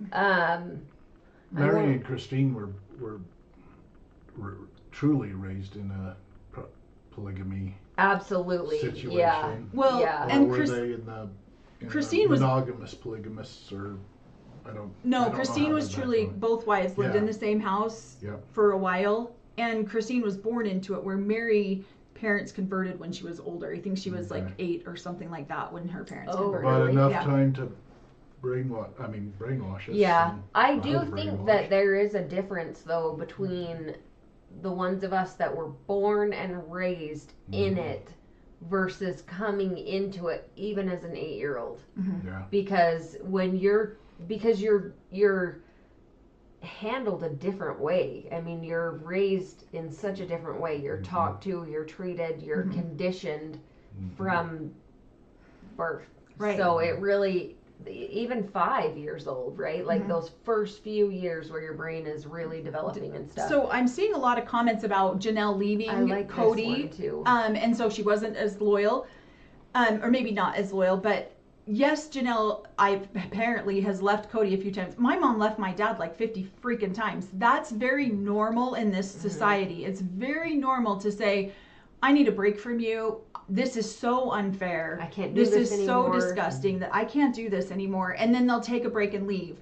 And so it's not because she's not loyal to Cody or the family. It's because of the gross inequity that's going on that she can't put her children through that anymore, and she can't go through that anymore. Hell, my ex-husband, I left him like 3, 4, 5, 6, 7 times because it gets to the point where you literally cannot take it anymore. And this is why we do talk about nervous systems a lot on this channel. Yeah. Because it is, you're nervous, you're always in fight or flight. And it comes to the point where it's like, I'm being a horrible mother right now because I am in fight and flight all the time. Yeah. And you have to take a step back. And so it's not because, in my opinion, I'm not an expert, I'm not a psychologist, but in my opinion, it's not because Janelle wasn't loyal to Cody or to the family. Yeah. It's she just couldn't take anymore. And so she and there could stepped have been back. a situation that happened with one of her kids that tipped her over the edge. She's got to go repair that damage, right? Get things back on track that way, and then she can come back.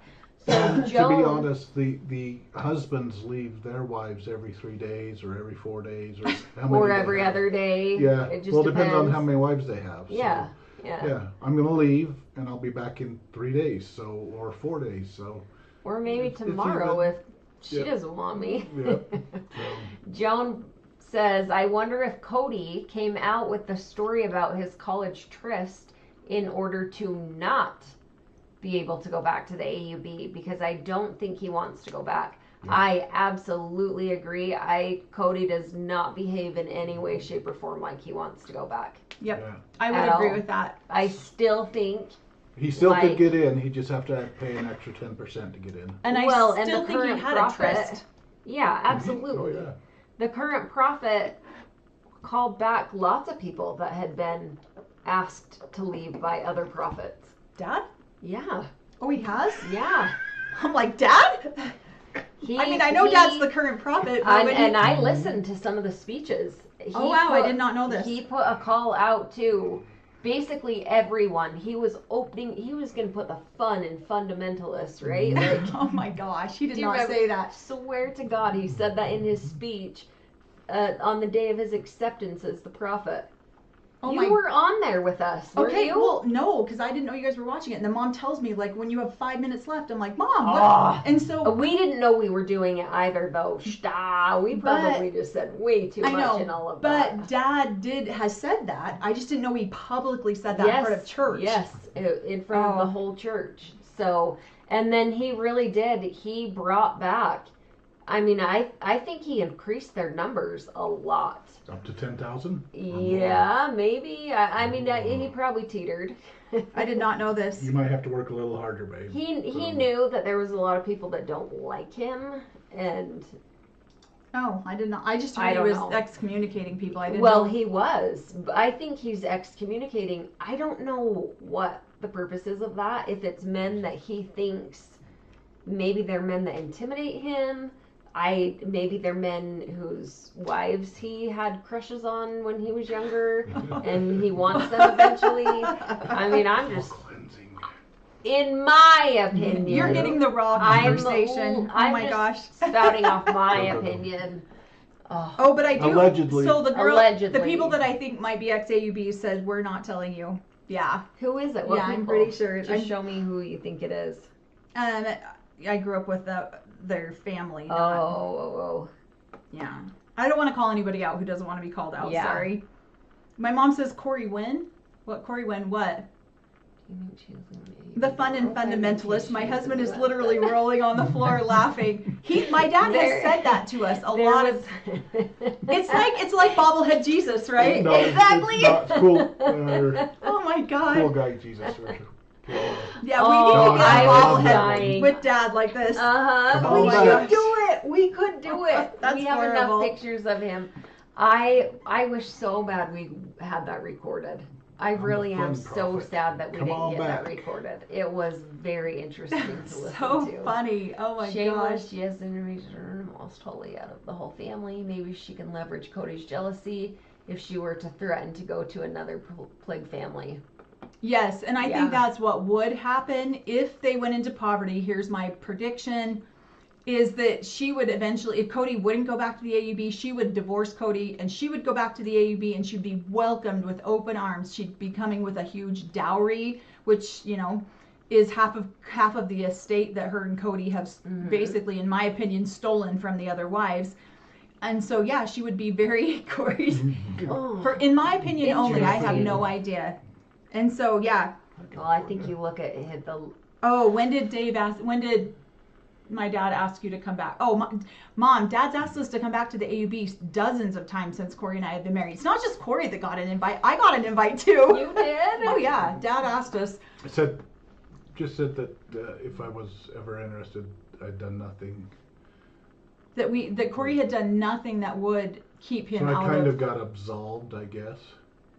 There's money to be made to tell your story. Sorry, that got a little rowdy there for a minute. Thank you. Sorry. No, it's good. See, Christine said it on the TV. He abandoned them. LOL. Don't forget the tryst. He lied to the OG3. Can we replace Suki? Oh my gosh. Please, I would. You go? Oh my gosh. I would not be nice. Oh, we could. Very, very. Yeah, we would not do a good job with that. I would not be nice. I'd be like, son of a. Let's go. Well, I'd have to get. Yeah, I'd probably have to get some rankings, some rankings on my sleeve saying that I hold higher priesthood than him. And then I'd be like, well, now you get to talk to me. So my priesthood outranks your priesthood, buddy. You answer those questions. And that, in all legitimacy, that is like a thing, right? Oh, These men think that they rank higher than the others. Mm-hmm. Is it that they feel they're more righteous than the others, or? Well, a lot of it, there's actual physical representation that you rank higher than another. I don't know if you know that. I didn't. By some of your temple clothes, there's certain things that you can do to your temple clothes that show that you rank higher than other people. Like your garments? No, just your temple outfit that you wear in the temple.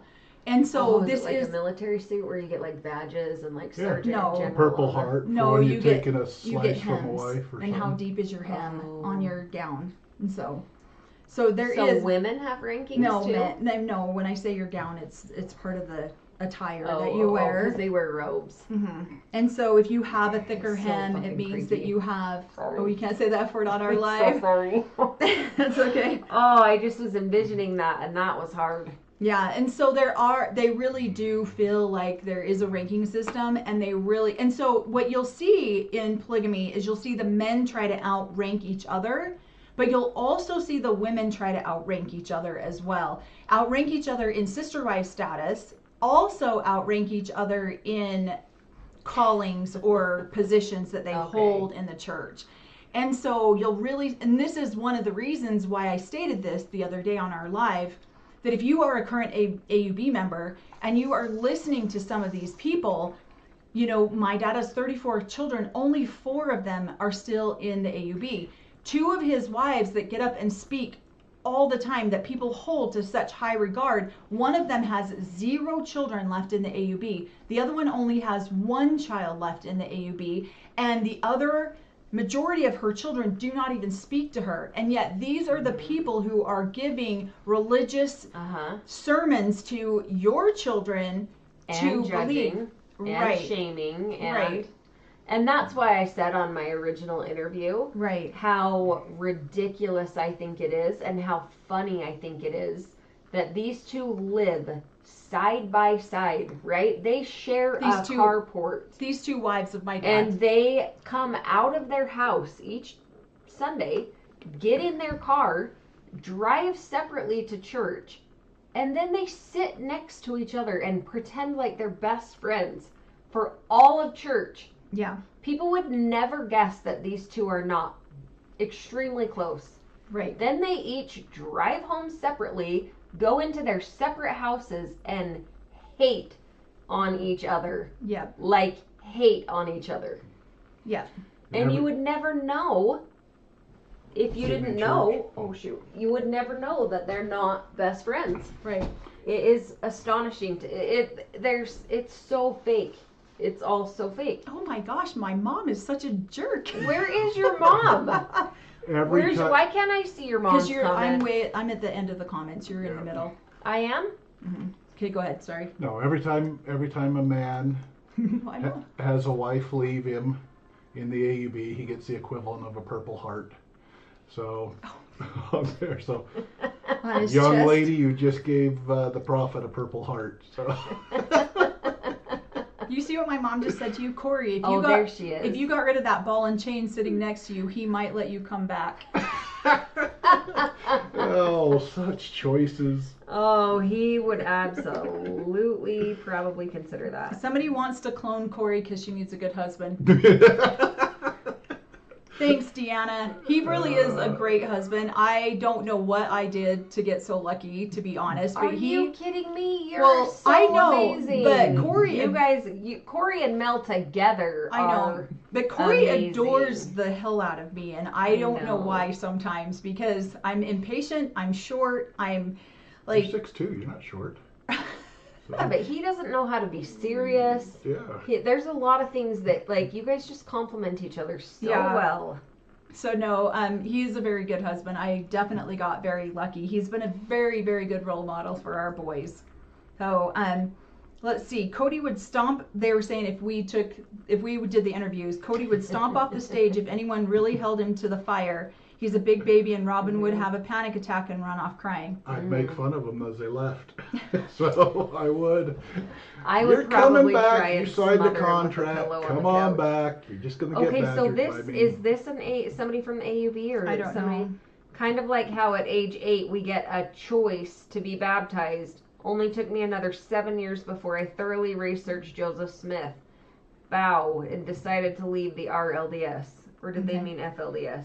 Yeah, could be. I think, this is just my opinion, allegedly, Joseph Smith was the 1800 Warren Jeffs. Got to be careful because we have a lot of LDS people. I know, I'm just, if you don't know that, right, research it, right? Like, yeah. Joseph Smith had 2 14-year-old wives when he was like 39 years old. Please tell me how a man... Yeah, no. That was in the 1800s. That was normal, right? Just like it's normal today, right? Warren Jeffs thinks it's normal. Well, it was normal in the 1900s. And We're in the 2000s now. It wasn't. Based on census, most women got married at the age of 18, and men were 22, and there was only a 2-year gap. He was like 15 and 19 years older than these little girls when he married them. Right, but the LDS Church doesn't believe a lot of that happens. So we're gonna. The LDS Church will, we're gonna go away from this extremely controversial subject. Said on Patreon that other hosts for tell-alls have been fired for pissing Cody off. I've heard that too, and so that's why Suki treads so lightly, because she is gonna get fired if she doesn't. Oh, that's true. It's very, very true. Oh. Yeah. Somebody says, who has time to notice another man's hen line? You'd be surprised what these men notice about each other in the temple. That's all they look for. Cody is a coward who throws a fit when held to answering questions. Does Cody answer questions? Has anybody ever heard Cody answer a question? Okay, I just have to address this one really quick because that episode came out, like the preview so it comes back out on April 20th. Okay. But the preview, and he says, I am so tired of being judged and hated for loving Robin. And I'm thinking, you piece of UPOS, And you're Nobody dumber cares. than a box of rocks, because people don't hate you for loving Robin. They hate you For the for way you not treat- being a responsible man to Yes. the other women Yes. and children that you Children. made a commitment to. Yep. And that's what he doesn't understand. Yep. He just wants to be the victim and blame his love Yep. for Robin. It has nothing to do. We're No. glad you love Robin. Yep. It's just you made a Somebody commitment. needed to. Sorry. Corey, it's just the fact that he made a promise and made a commitment to 3 other women and other children that he 18 is other kids or completely abandoned. yeah. So people hate him for abandoning his family, Yes. not for loving Robin. And for his ignorance towards his family. Right. He is so it's embarrassing. It is. It is. It's disgusting and it's so gross to watch. And every time he says that, I literally want to reach through the TV and just be like, you are, but this is how these men in these religious cults dodge and weave accountability. Yeah. Yeah. They're like the greatest politicians on earth. Absolutely. They dodge and weave any sort of accountability about why they're being persecuted or victimized for their behavior. Yeah. What are you going to say over there, man? No, you need to interview Cody. This would be great. There would be It would such be fireworks. Oh. Oh, it would be Right. great. Because you know enough that you really could like hold his feet to the fire. I don't know. Mom says I'm full of shit 90% of the time. Yeah, but you Full say of mom's number full of two. shit 90% She of the is. time. She is. So where are we at on that? Hey, do you guys have any more of those? Yeah, out in my garage. Yeah. These? Can I run out there real quick? Yeah. Yeah. Do you want one too, Corey? No, I still got a half one. That one's not empty. You just have to drink it off screen because we can't. We're We not can't have a label. promote. right. We don't have. We can't have a Yeah. label on our drinks. So We I need- think we we don't need know all the. drinks, We don't know all the please. YouTube. can't. Yeah, we're gonna go for Yeah. vodka here in a minute when we're done. You can't say that either. Or some WHIS. WHIS. What's whiskey? I'm like, what the hell? There was my smart moment coming in. Okay, let's see if we can answer any more questions. Hopefully you guys have enjoyed this Sorry. live. Yeah. A lot of times we're just throwing ideas out there and we're just chatting, and so hopefully it hasn't been too chaotic and that you guys are still like enjoying it and getting something out of it. And somebody says, random old lady, I love your name, says today was a rough day. Thanks for making me laugh out loud, Corey. You're Oh. welcome. Yeah. I'm making myself laugh. So, as these guys are talking about it, I'm just analyzing in my head what the prophet or what the righteous men of the church are thinking, and I just blurt it out. So, Yeah, I got lucky. I think Corey got kicked out early enough that he had so much. He left at 24, and we got together when he was 29, almost 30, and he had so much time right there to deconstruct so much. Mhm. Because I always say to him, "How did you come out of this cult with such an incredible amount of love and compassion and grace for people? How did you do that?" And most of it is a sense of humor. well, But- and I've got some amazing brothers too. So, amazing family. We got some. We went through some hard times growing up, but we learned to love each other. I mean, I love my brothers and sisters like no other. So Yeah, yeah. you get war buddies. So we're all war buddies. Well, and someone says, if you don't like Cody for that, just wait until you see all this unfold. His sons should be awful men, but they're great adults. Yeah. And I think that that's part of it, truthfully. We grow up and we see such hypocrisy and we see such straight up evilness from a lot of these men that we say, I don't want to be like that, which is why I named the channel Notes to Self, taking notes about what kind of person I wanted to be. And I feel like we learn everything not to do, Yeah. everything that we don't want to be or become. And so I think that some of the worst men, some of the most evil men out there have some of the best children because they know what not to do. Yeah, look at the brown kids. And I Oh, had that's what we were saying. I with the had a brown great kids. role model too as an older brother. I had an older brother that was super kind, super loving. And so I did a lot of my wanting to become a father, wanting to become a husband differently than what I saw go on within my polygamist family, and then tried to make my role model my brother. So Yeah. and try to be a good role model for my younger brothers and sisters. So Yeah. Somebody asks if we know when Sister Wives is going to resume. It says on April 20th. And I read the funniest comment because somebody was like, oh, good, because I'm going to have a few 20. blunts while I'm like, oh my gosh. So yeah, April 20th is when that's coming back out. I agree with Deanna. I don't think Cody and Robin should get paid manufacturing fake content and not answering questions tell nothings. Yeah. Absolutely. And I heard somebody else talking about why don't they put them all in a room together? Every other reality show I watch, they do a tell-all, a season end, whatever it is, and they're all in a room I don't together. think that And you know why? I'll answer that for you. Because it's not safe for Robin. She needs a safe area, a safe environment to be able to ask these mean questions. Fake content. Yeah, well, a safe environment to answer these mean questions they're going to be asking about her. She's getting super snarky. She went from being like this pretend goody two shoes to like, I wish people would keep my name out of their mouths. Well, I saw on your own relationships. Well, season 2. We just barely watched season 2, episode 6, and she's throwing a tantrum. She threw a throwing table. stuff around. She So- threw a She like an actual no, she table? like picks up the table and then like, and I'm like, oh shoot. Because out of real madness? Yeah, because Yeah. Mary wanted the room set up one way and Robin wanted it Okay. set up the other way, and Cody got in the, and then Cody came in and they both were like, what do you think? And Robin has to make sure that she points out Mary wants it like this, but I want it like this. Oh, so he And knows then- which way to pick. And he chose Mary's. and that's why 3 episodes later, the dog gets kicked. Oh my It's so gosh. Oh my gosh, that was terrible. That was so the you've version seen of- that now? Only on a Yeah, clip. only on a No, clip, only but- on a clip. That is shocking. Yeah, but She was like- Astonishing. Cody chose wrong. Kick. Oh my So- gosh. So rude. They don't want to be in the same room. Maybe butt up a boxing ring. They were all together on the tell-alls until COVID, then probably never went back to all together for obvious reasons. Absolutely. Cody and Robin refused to go on sofa like old tell-all. Yeah. Oh my Well, goodness. and- How?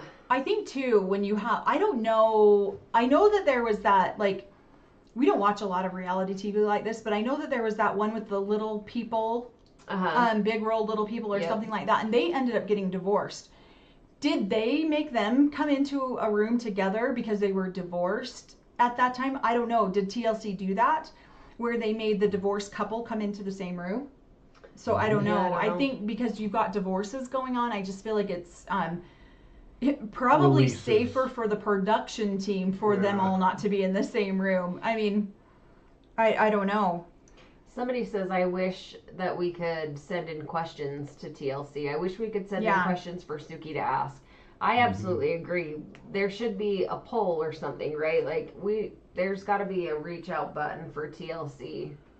292 watching. Please go subscribe and like, please, and thank Oh, yeah. you. Yes, Thank go you, guys. subscribe You and guys like. are awesome. We are so excited. Thank you. I These know. guys hit 10,000 followers today. Yeah, Emily's the first Good person press. you're the first person I texted. You know that? Oh, This was it? morning when I was like, Oh on yeah, I'm first on thing this account. morning. Yeah. When I saw your text come through, I was like, "Whoa, what's going on?" When I was on account. read Yeah. it. It So- really was the highlight of my day all day. Thanks. I know, I'm because I was serious. giving her updates all day. Okay, we're 20 away. Okay, we're 15 away. Yep. Somebody says, well, let your brother know that you're paying it forward. My husband the other night said, I'm just trying to be more like Corey from Notes to Self. Aw. Thank you. Aw. Yeah. All men should strive to be like Corey from Notes to He Self. is amazing. I know. We sing his praises all the time, too. And he's like, I haven't My hit the head's getting pinnacle too of big. success yet. I don't have haters online like Mel does. No.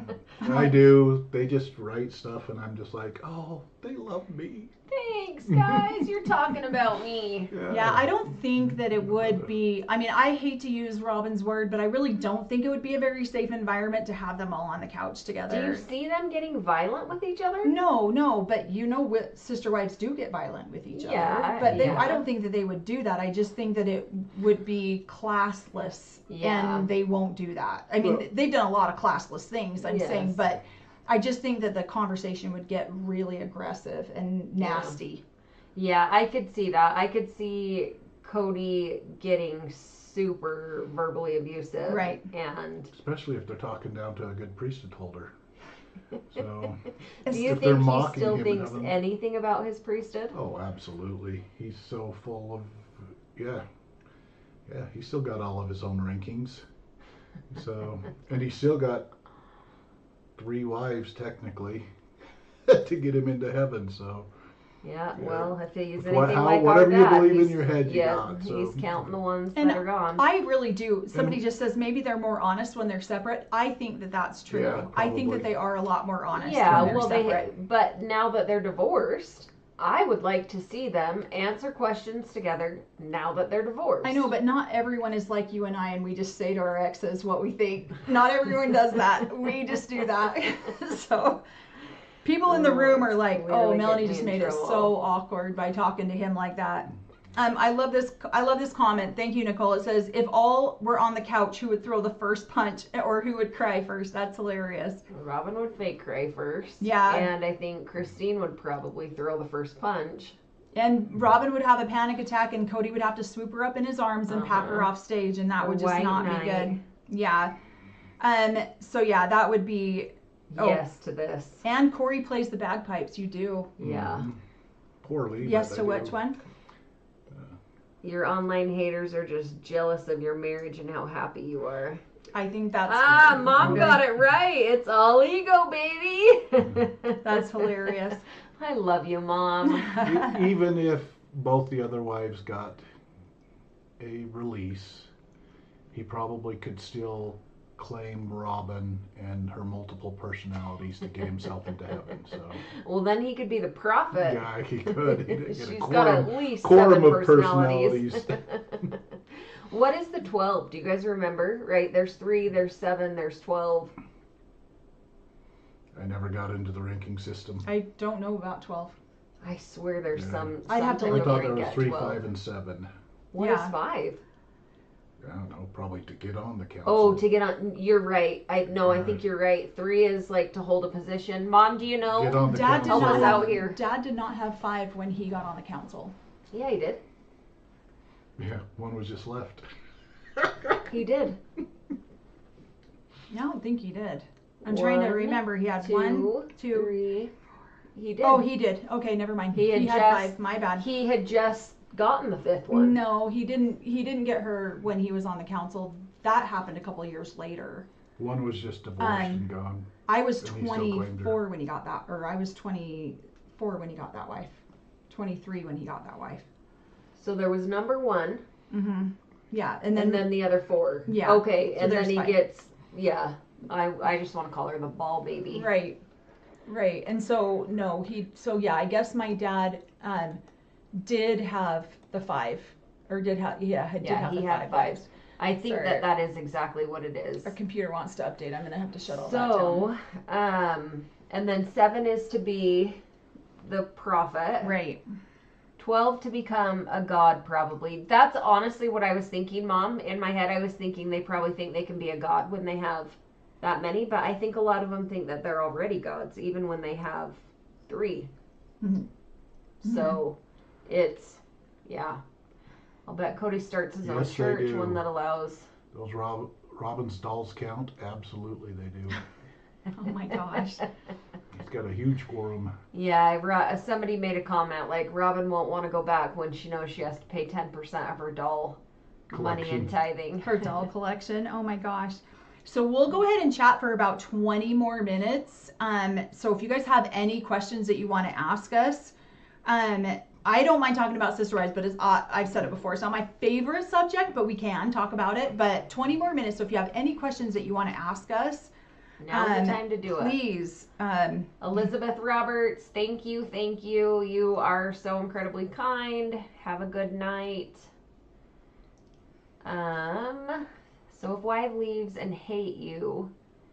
So if wives leave and hate you, you still get to claim them as wives. Yes, absolutely. If they don't If get they don't a go through the release, proper- if they don't go through the AUB channel and get a release, they believe that woman is still their wife. Yes.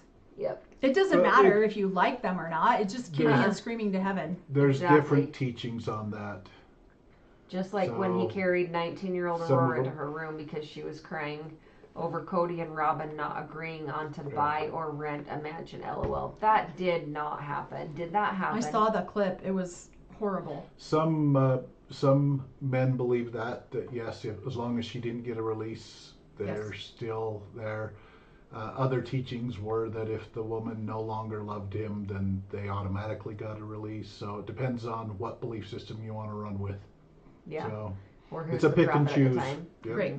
It's a pick and choose belief. Hey, the AUB polygamy is buffet style. Mhm. Come and pick your. Yep, pick and choose. Thank you, Thanks, Eve. Eve. Do women have any rules to get to the kingdom? You just have to be obedient to your husband You have to And be in in harmony. harmony. in harmony with your husband. Yes, And that's have- the only thing that is required. And you of have to be a prophet, a goddess, priestess a and priestess, goddess unto your a husband. goddess unto your husband. And Yeah. have as many children as you possibly can. to Okay, raise why up didn't in Robin have religiously. more kids? She could have had more than those two that she had with Cody. I know. I've wondered that too. Because Mary refused to have her carry her child.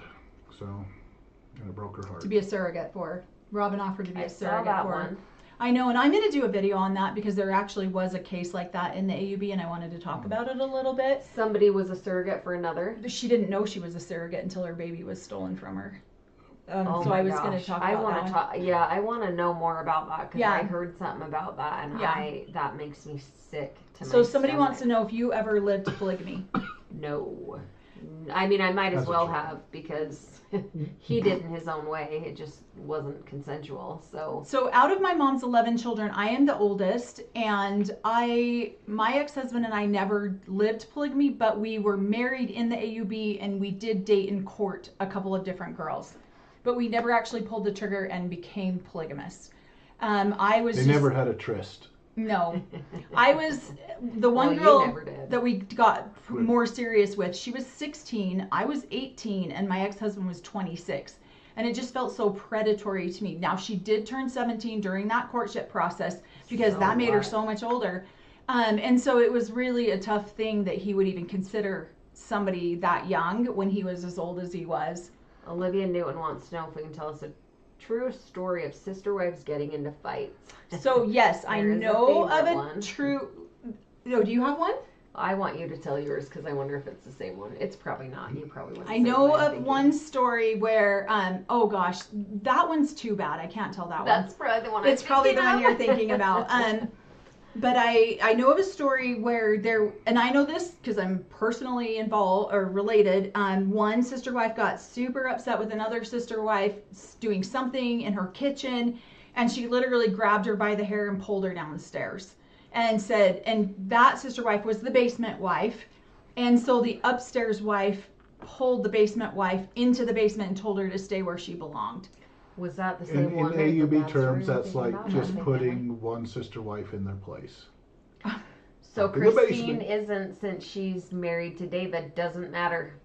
Yeah. So still to this day, They I mean, didn't how get long married ago over did an altar. Dad and his first wife get? Right. Exactly. They're not sealed together in For time and all for time and all eternity. She's so only been sealed to Cody for time and all eternity. Yep. So- Yep. So does Cody and Robin still believe Christine and Janelle are still theirs? Yes. I would yes, think that they absolutely, do. I think Yes. So, hey, so I heard something today. You were saying about how sister wives will say we're going to marry the same man if anything happens to her husband. Mhm. That happened in Multiple our family, times. Multiple times. Yeah. and then Yeah.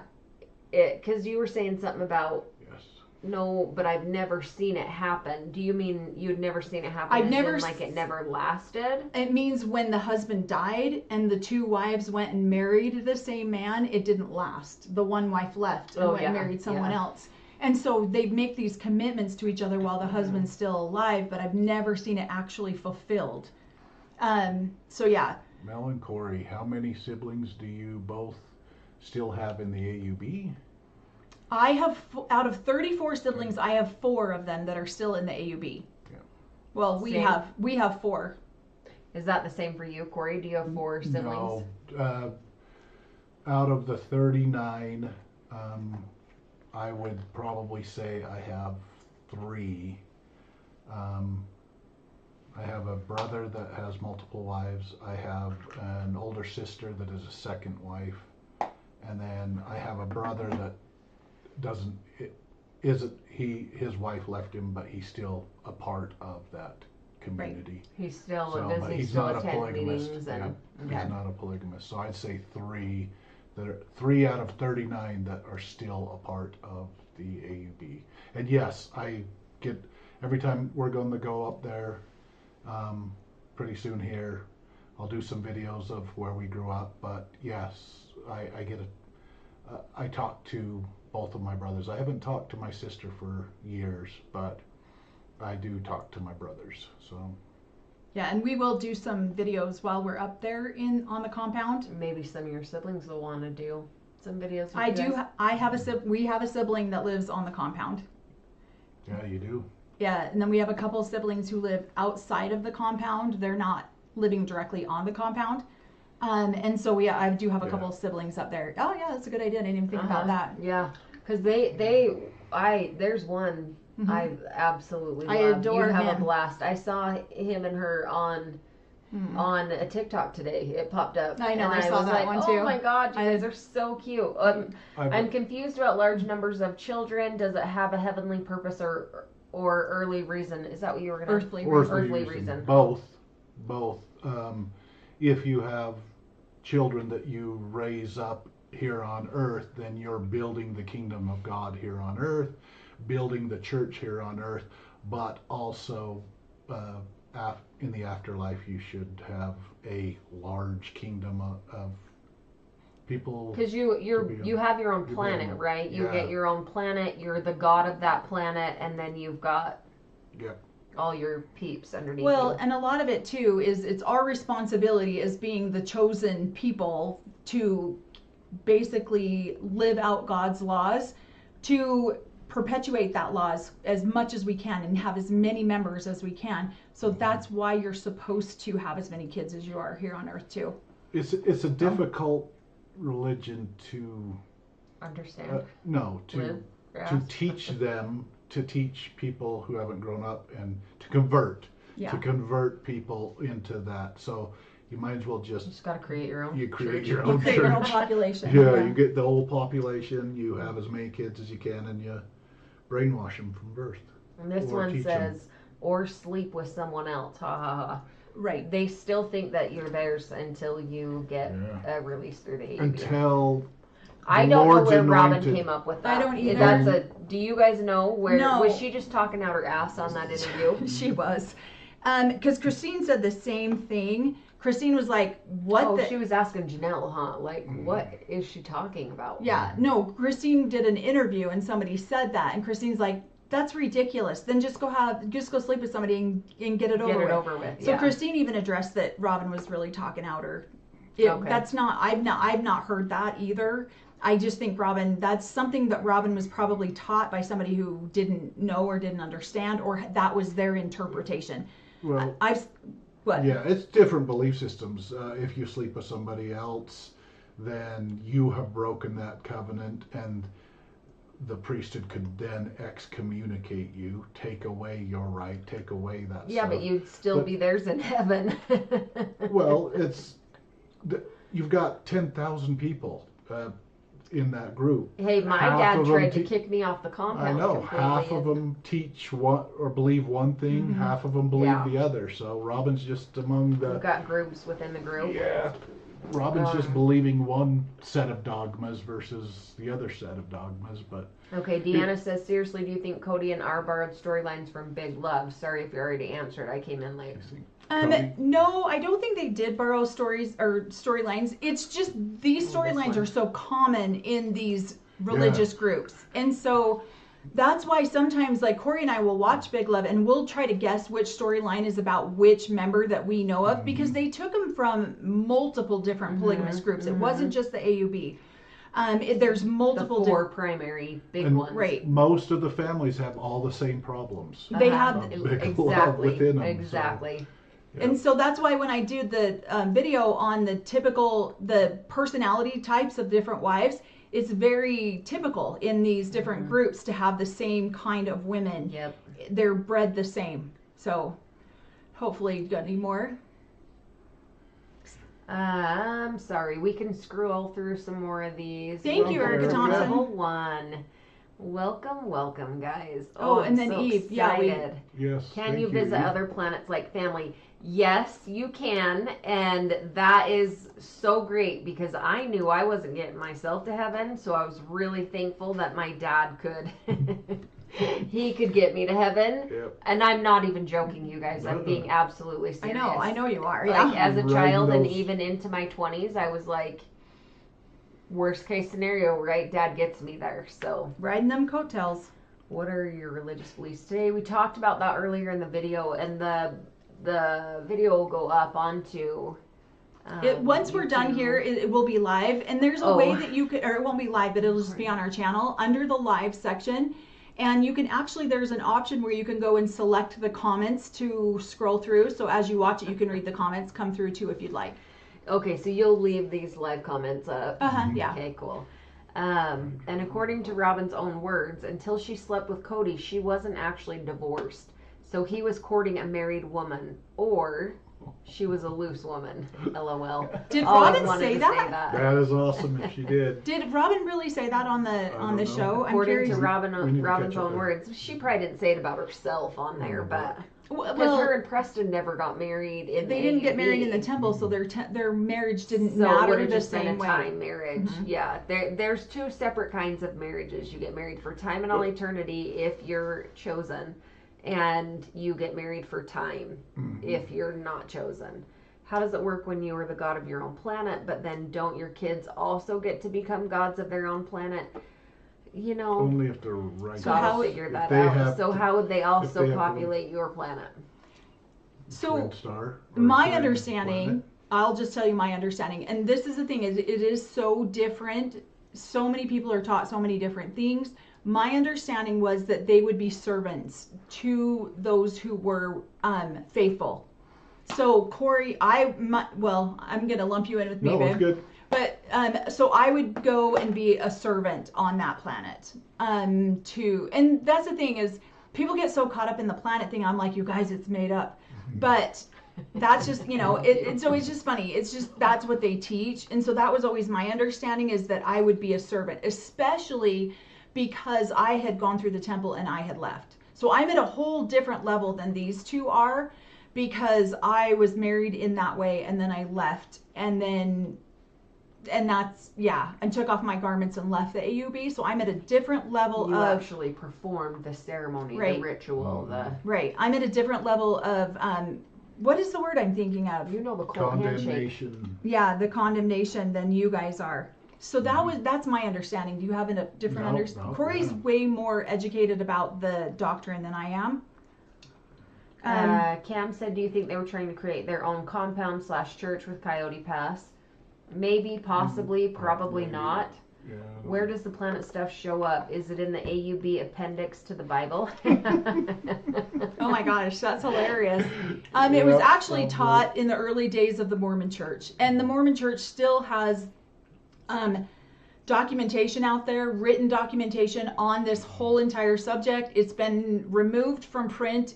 You cannot really get a hold of it anymore unless you already have some of these older texts. And Truth so, magazine. but it was Or, taught through the Mormon Church. It was taught through the prophets of the Mormon Church. Is it in the Truth magazines? Is that what you just It said? very well could be in the Truth, Probably. and I have every Truth Other magazine in my teachings. basement. We should so go through them. It sounds like a science fiction religion. It is. It's a made-up religion. It's a man-made religion. Yeah. I mean, isn't It's science fiction. all religion man-made? It's a science fiction one. It's kind of cool. 325 watching. Please go subscribe. Guys, please go like Thank and you. subscribe. the YouTube is distance constantly space card. changing their algorithms also.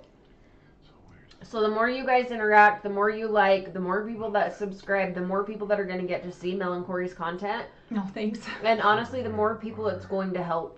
It truly is, because there are not, I mean, I think you guys are the first AUB people that have really spoken out. This consistently. I know Yeah, some of them this have done consistently. interviews. Right, interviews, people write books and things like that, but the more that you guys are getting in front of more people, and again, it's not just helping people that are coming Right. out of polygamy, it's helping so many people across the world. You guys have people following you I know, all it's over insane. the world. It's amazing. I love to see it. And I started telling Melanie that from the very beginning. Like, we might fight and have our disagreements and whatnot, but at the end of the day, I know that, like, if the apocalypse happens, like, I'm getting my kids and coming here, right? Everyone like, says that. Who else is better to take care of you or to be with than these two? That's so funny. So yeah, We have please lived like and through subscribe. Hundreds of apocalypses, though. Oh yeah, the dates So, and times, and yeah, it's all been planned They out. keep changing them. So where are the planets of the dead, AUB? Should I ask Elon Musk to find I them was on like, his... please Yeah, read that comment. That's the greatest comment. Thank you, Janet. Maybe you can drive a Jetson space car. Those guys, yeah, if they're I love disobedient you like guys. Melanie and leave, then they get a barren planet. So he'll probably land on Mel's planet Mars here in a little bit. Oh my God. There was a YouTuber who was saying the lines are blurred about when Robin left her first husband, then was seeing Cody. I think it was senior perspective.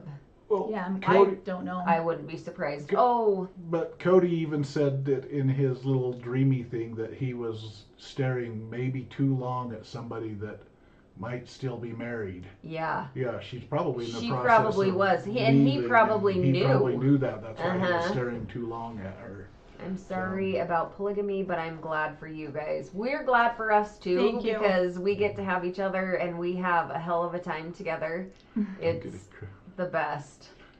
Just come to hell with the rest of us. We'll Hey. all be there together. Yep. All the fun people Way are there warmer. anyway. I grew up in Montana where it was cold. Hell didn't seem so bad.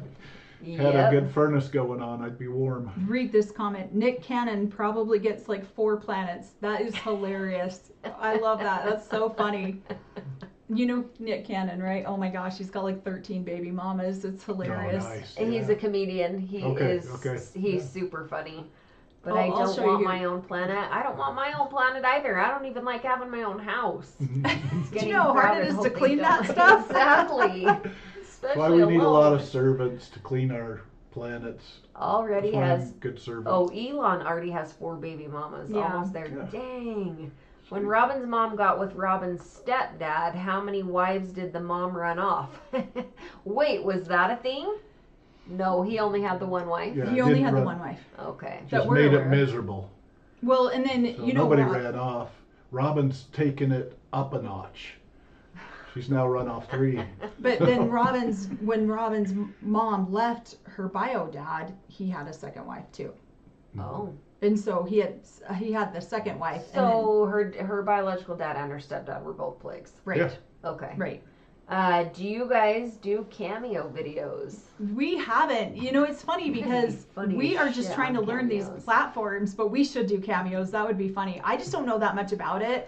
The only thing I know about cameos is how stupid Cody looks when he's doing them. I've I'd only love to seen send those him little one. videos. I'll send him one. So then Priesthood. you're probably like, no way. Yeah. Yeah. What? You'll send in one what, Corey? Finish that sentence. Sorry. One excommunicado priesthood holder to another. So I can You make should him do up. it. They're only like $100. Yeah. I say only. Yeah. I know, I'm trying to go through the comments too because we're going to That's wrap why up here in a he is minute. checking on Mars, needs to purchase. Is there ever a limit on number of planets? Because a release means you are really divorced. Is that why Cody was so mad that Mary went and got this Okay. document? Absolutely. exactly why. Yeah, I got they it. can leave and he doesn't have to deal with them anymore. Not a big deal, right? But they're still his ticket to heaven. Mhm. Okay, I've got to correct you guys here because AUB will be pissed that we're leading you astray. You don't get a planet for every wife because then you'd be living God monogamy. So all the wives have to be on the same planet. Oh my! we So should you not laugh only at get such one things. planet for all the wives to live on. Are there different continents on the planet? You better hope so, but no. You that better hope probably- each wife gets her it's own gotta be continent. yeah. I think So, Cody that'd told be rude Robin of God that to be get- putting wives on each planet. So And they're not sharing kitchens, so they all need their A own planet of ocean. your own They all need sounds their like own look. water supply. Exactly. She sat there and said it when Christine told him she was leaving. It's the knife in the kidneys episode. Oh, Robin Okay, said yeah. that during the patio scene when Cody claimed the knife in the kidney. Okay, cool. So we got to go back and watch that one again. Then I did watch that one. I was into that season, watching every episode as they came out. Yeah, I was embarrassed for him in that. Oh my episode. gosh, Like, he was. that was bad. Hi Denmark, thanks for being here. I thought for sure he was going to end it like Jim Carrey does with "Thank you." He got his whatever the award was. And, thank you. Well, everyone knows that he's acting, right? Like the wives' faces, they're all sitting there like, this is not really happening. Like, what is he doing? I think two of them were probably trying not to laugh. The other one was like, well, that was like take 15 because they were busting up laughing. every exactly. time he I did cannot. it, so. Can you imagine being wanna see production the on that bloopers. moment? No. I'd love to see. No, I Sister cannot. Wives That was bloopers. so. I would love. Oh my god! Oh I my wonder if they gosh. have a bloopers reel. That would be I would laugh so hard. amazing. Yuck. would Christine is pay. Robin's servant. Robin will be falling off. So can we find all this information to read it somewhere? They do not put out there.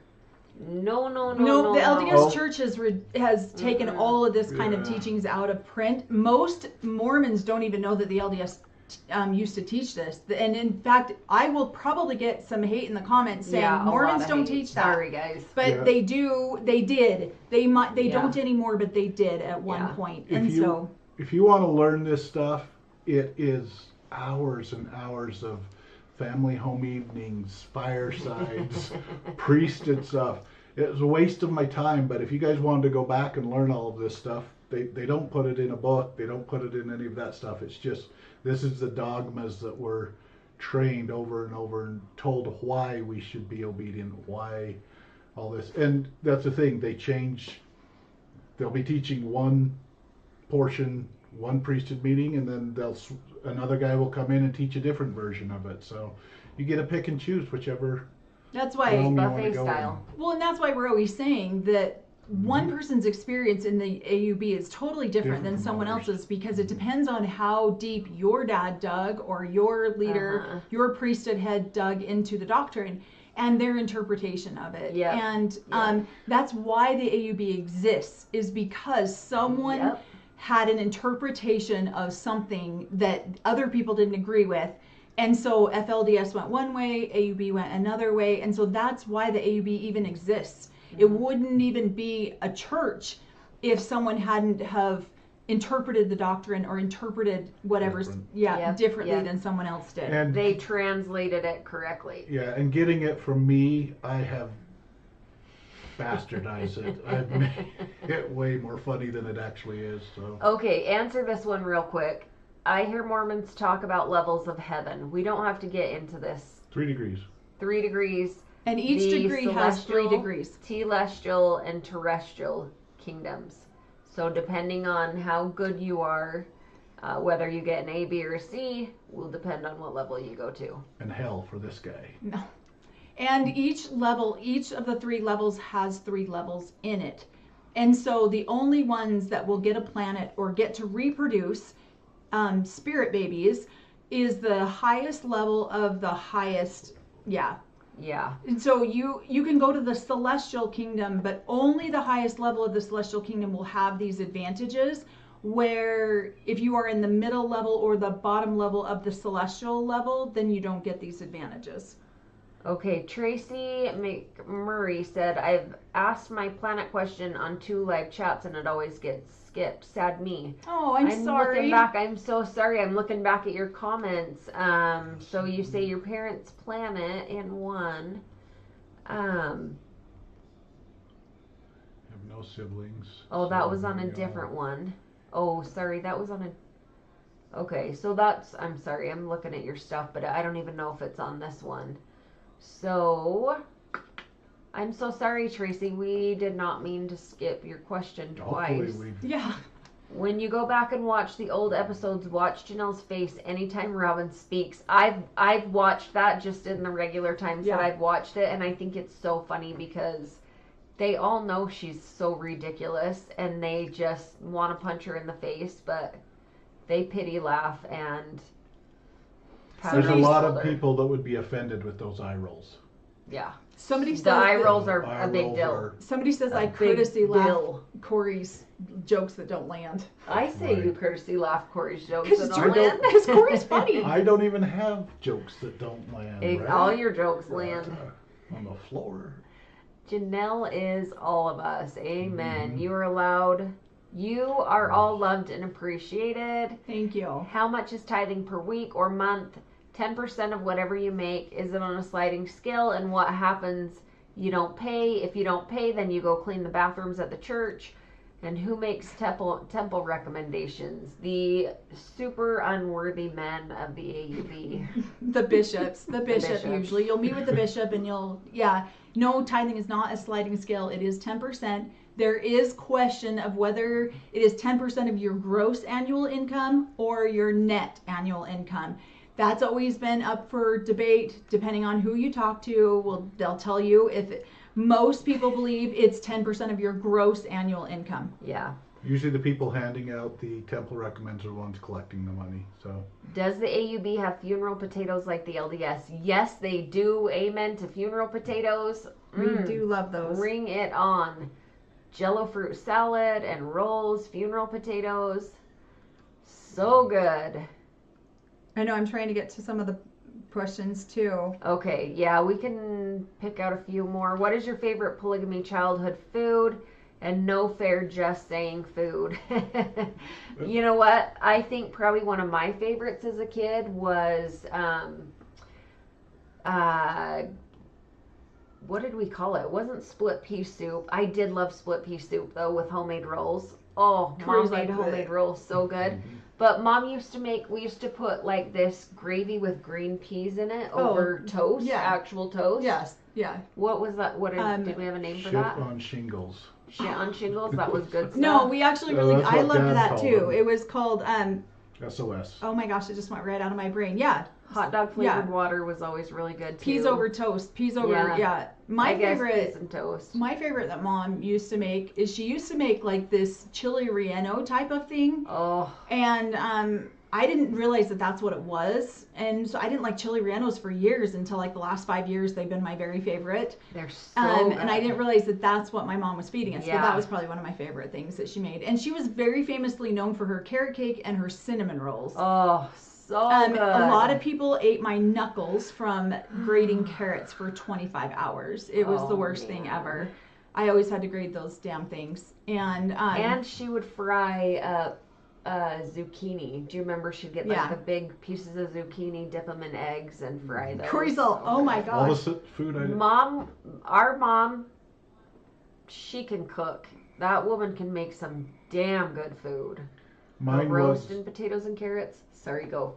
tater tot casserole Oh. and kamikaze stew. So, Okay, tater tot casserole is my favorite thing, and if you ask any kid in this family, any niece or nephew, what's their favorite thing they have at the Kerner's house, they will tell you tater tot casserole. What is kamikaze stew? Yeah. You throw everything in it and you hope you don't die. No, it's It's legit. basically Because we pick wild mushrooms and it's goulash basically. So it's steak. But or they- we did it with venison. So venison chunks, mushrooms, and it's in a gravy that you put over the noodles or mashed potatoes. So yum. and Oh my Dad called gosh. it kamikaze stew because the first wife didn't trust the mushrooms he was putting in because we went out and picked them. So Do you ever remember anybody getting a little woohoo no, after the stew? not those kind of mushrooms. They were Oh. morel mushrooms that grew out there. Oh. Yeah. So they're really good. So I'll bet they're tasty. Oh, that sounds lovely. All the wives who hate each other get to be together for eternity. LOL. Sounds great. Why do they fight for it? They all I know. hate each other. It I know. doesn't make any sense. Gotta be careful you're shaking Sorry. the dust. No, you're good. So instead So this of a is the kids. basement wife, you would have an Antarctica wife. Mhm. Yep. That is hilarious. Do they have to live in a biggie housey on the planet? yeah, Probably. in a castle, or at least a what did they pay for it? $2.4 million mansion. Mansion. So Unlucky 7, I absolutely agree. I can't wait for them to get to season 17. Also, Cody is super unhinged, So that's when I started watching again. I think I dipped out around like 11 or 12. I didn't watch all the beginning seasons, but I watched a few of the first years, kind of off and on. Watched like 11 and 12, and then came back at 17, 18, 19. So good. Is there any drug alcohol problems in the AUB? Oh, I'm sure there are. People just don't talk about it. Yeah, they don't talk about it, but there's a lot of actual closet alcoholic. You keep using the word problem.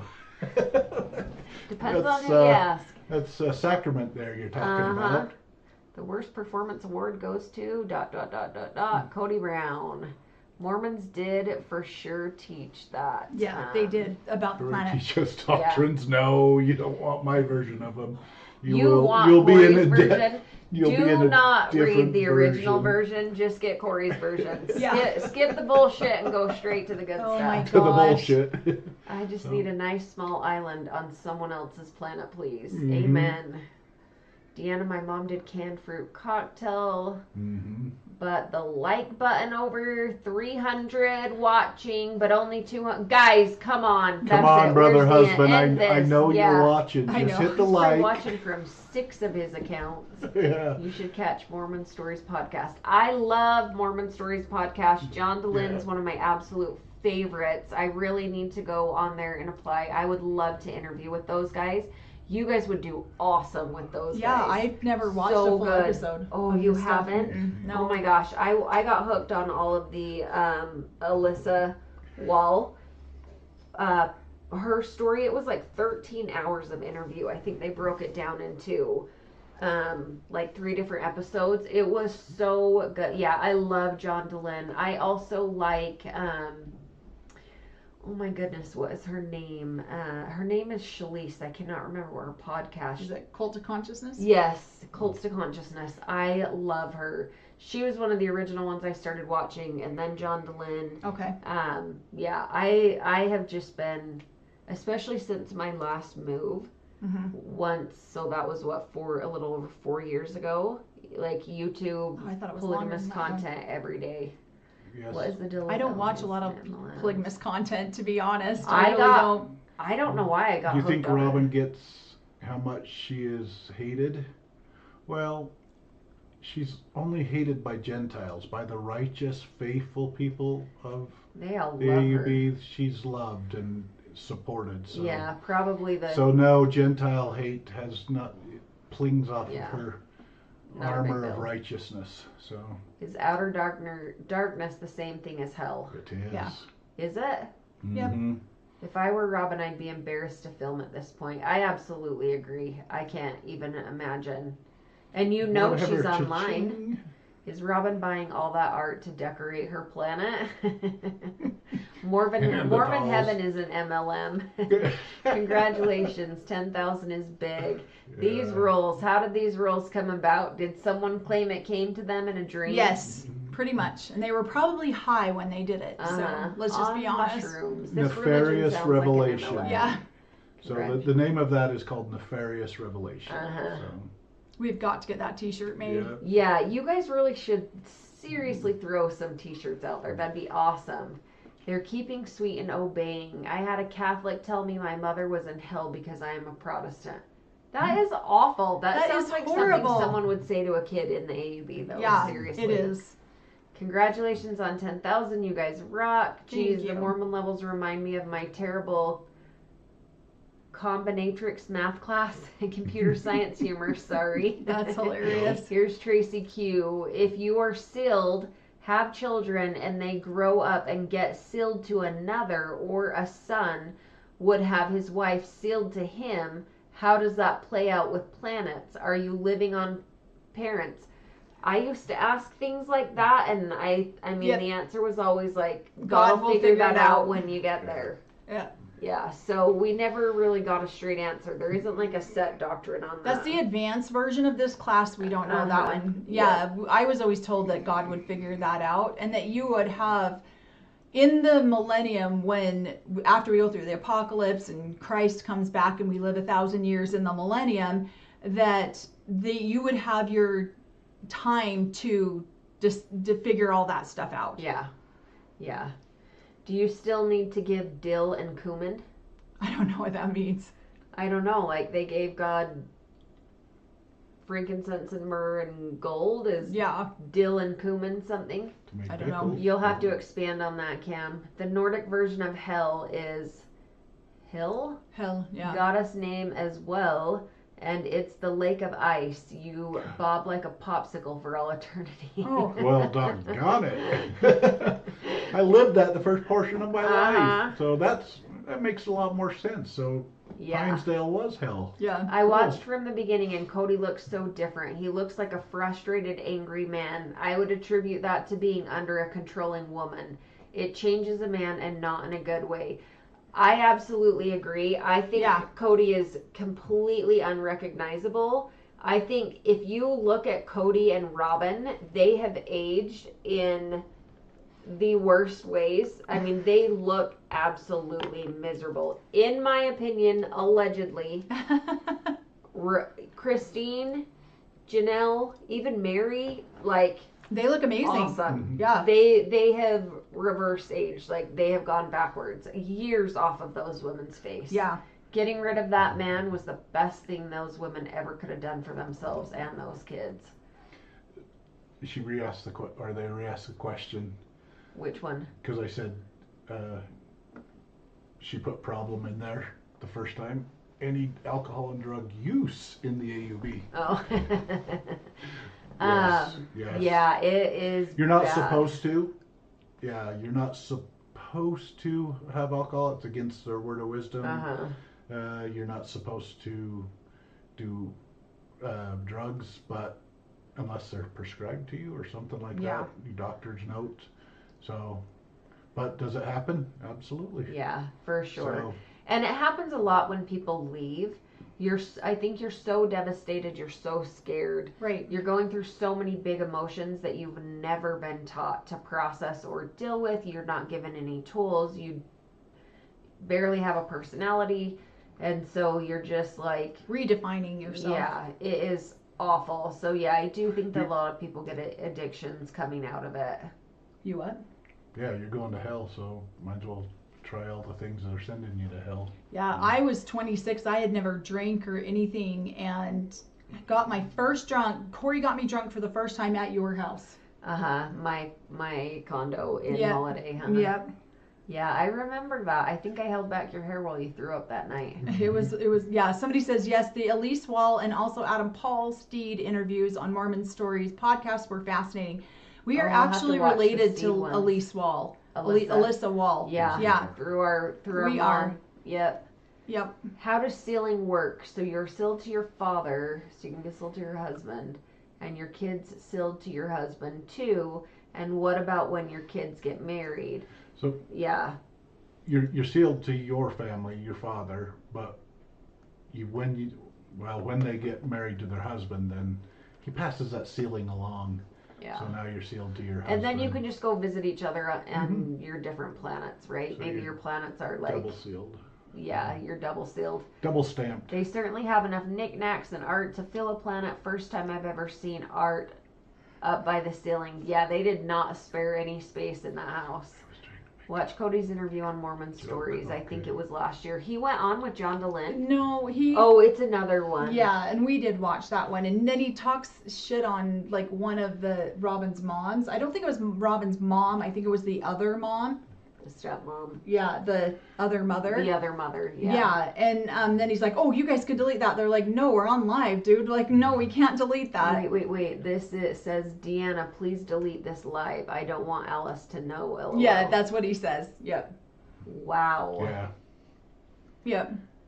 Wow. Cody said too much on Mormon Stories and told them to edit, but it was live. Mhm. He's such an idiot. Allegedly, in my opinion. Cody just looks permanently angry and Robin has no life left in her. Yeah.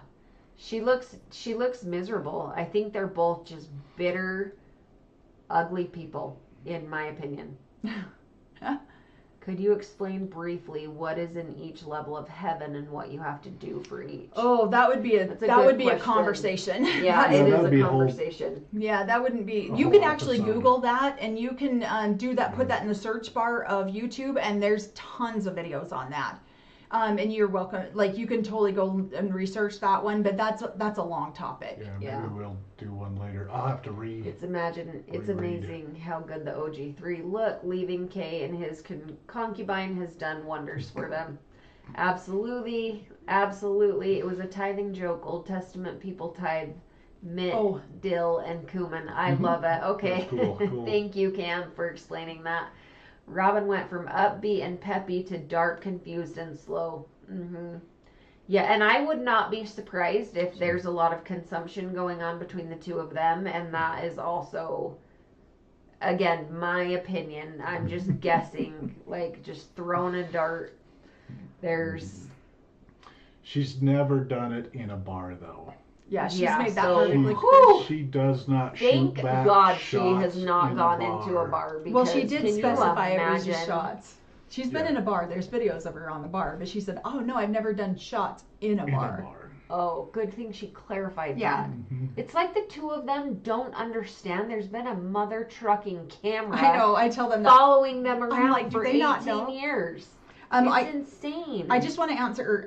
You skipped over this one, so it's fine. What are your thoughts on Lori Daybell? I have not followed anything on her. I know nothing about her. And Ruby Frankie, like people being dark possessed zombies, seems to stem from Mormon beliefs. Yes, it is Mormon beliefs. I personally think it has a lot to do with the doctrine and the teachings. Right. It's so far-fetched. It's so unattainable. You can never get there. It's such a fear-based society. You're living in a constant state of fight or flight, and people come up with the craziest things, and they do crazy things. I watched that documentary the other day. It was absolutely devastating. I happened to be home the day that little boy, that story broke the news. And I watched I watched every news thing that I could on it. I think it's absolutely devastating, and I truly think that it comes from a place of shame and guilt and just pure evilness. How could a mom do those things to her own child? How could a mom do that to any child, let alone her own child? Well, and you can see the depths that the husband, is it Kevin, and the kids, that is programming. That is they are deep within that cult belief system. He was so extremely abused by both of those women. They cannot even see with their own eyes. They have to get confirmation from other people that what they were doing was evil. Yeah. Because he thought they were doing God's work. Yeah. Even though his own eyes can see that they're not, his belief system. So that is the depths of being within a cult. They are, he's the zombie. They're the zombies following the control that had. And that's what we were breaking from. I believed so much stuff up until a certain point where I was like, it's years and years of breaking free from that. He didn't just break free from it. No. It's going to take him years to become to get totally disconnected from that belief system that she's okay. It'll take him the rest of his life. Yeah, they even ask him, "Are you still in love with her?" And he says yes. Absolutely, he is. So and maybe he's not in love with that version of her or today's current version of her, right? But he was in love with who she was, and so there's a lot of idolizing in that. The Lori Daybell. I didn't follow that at all. I know nothing about that one. Absolutely speechless. Again, if you go back and you read and you research the original church doctrine, I think you'll understand it. But until you have lived it and it has been stuffed down your throat every day since the day you were born, and the doctrine it's shocking. It's astonishing. Correction, Cody's interview was on Mormonism Live. Oh, that's right. I did find it one day and I started to listen to it. I don't think it was very entertaining. Like, it didn't catch me, so I didn't listen to all of it. Just a few minutes. It took us a while to get through it. Like, we started it and then we stopped and then we started it again and stopped. So, Oh, someone says there's been cameras filming Cody pushing a shopping cart filled with beer and alcohol. I totally believe it.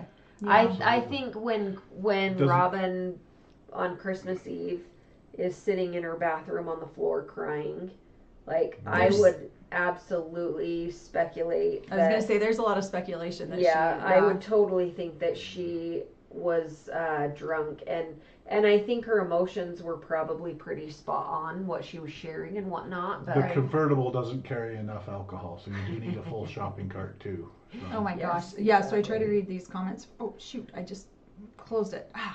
But I do. Oh, which one? I retracted it. I didn't even mean to do that. Dang it, from Tanya Smith. Oh, dang it, Tanya. So sorry. That was an actual slip of the finger. If Yeah, I was trying to show Emily your comment to read. Dang Did it. you retract that one down? Yeah, too, I by accidentally did. I the didn't best mean was to. when Robin said she didn't take that personality quiz or didn't remember, and she's literally on film taking it. Well, yeah, one of her personalities did take that.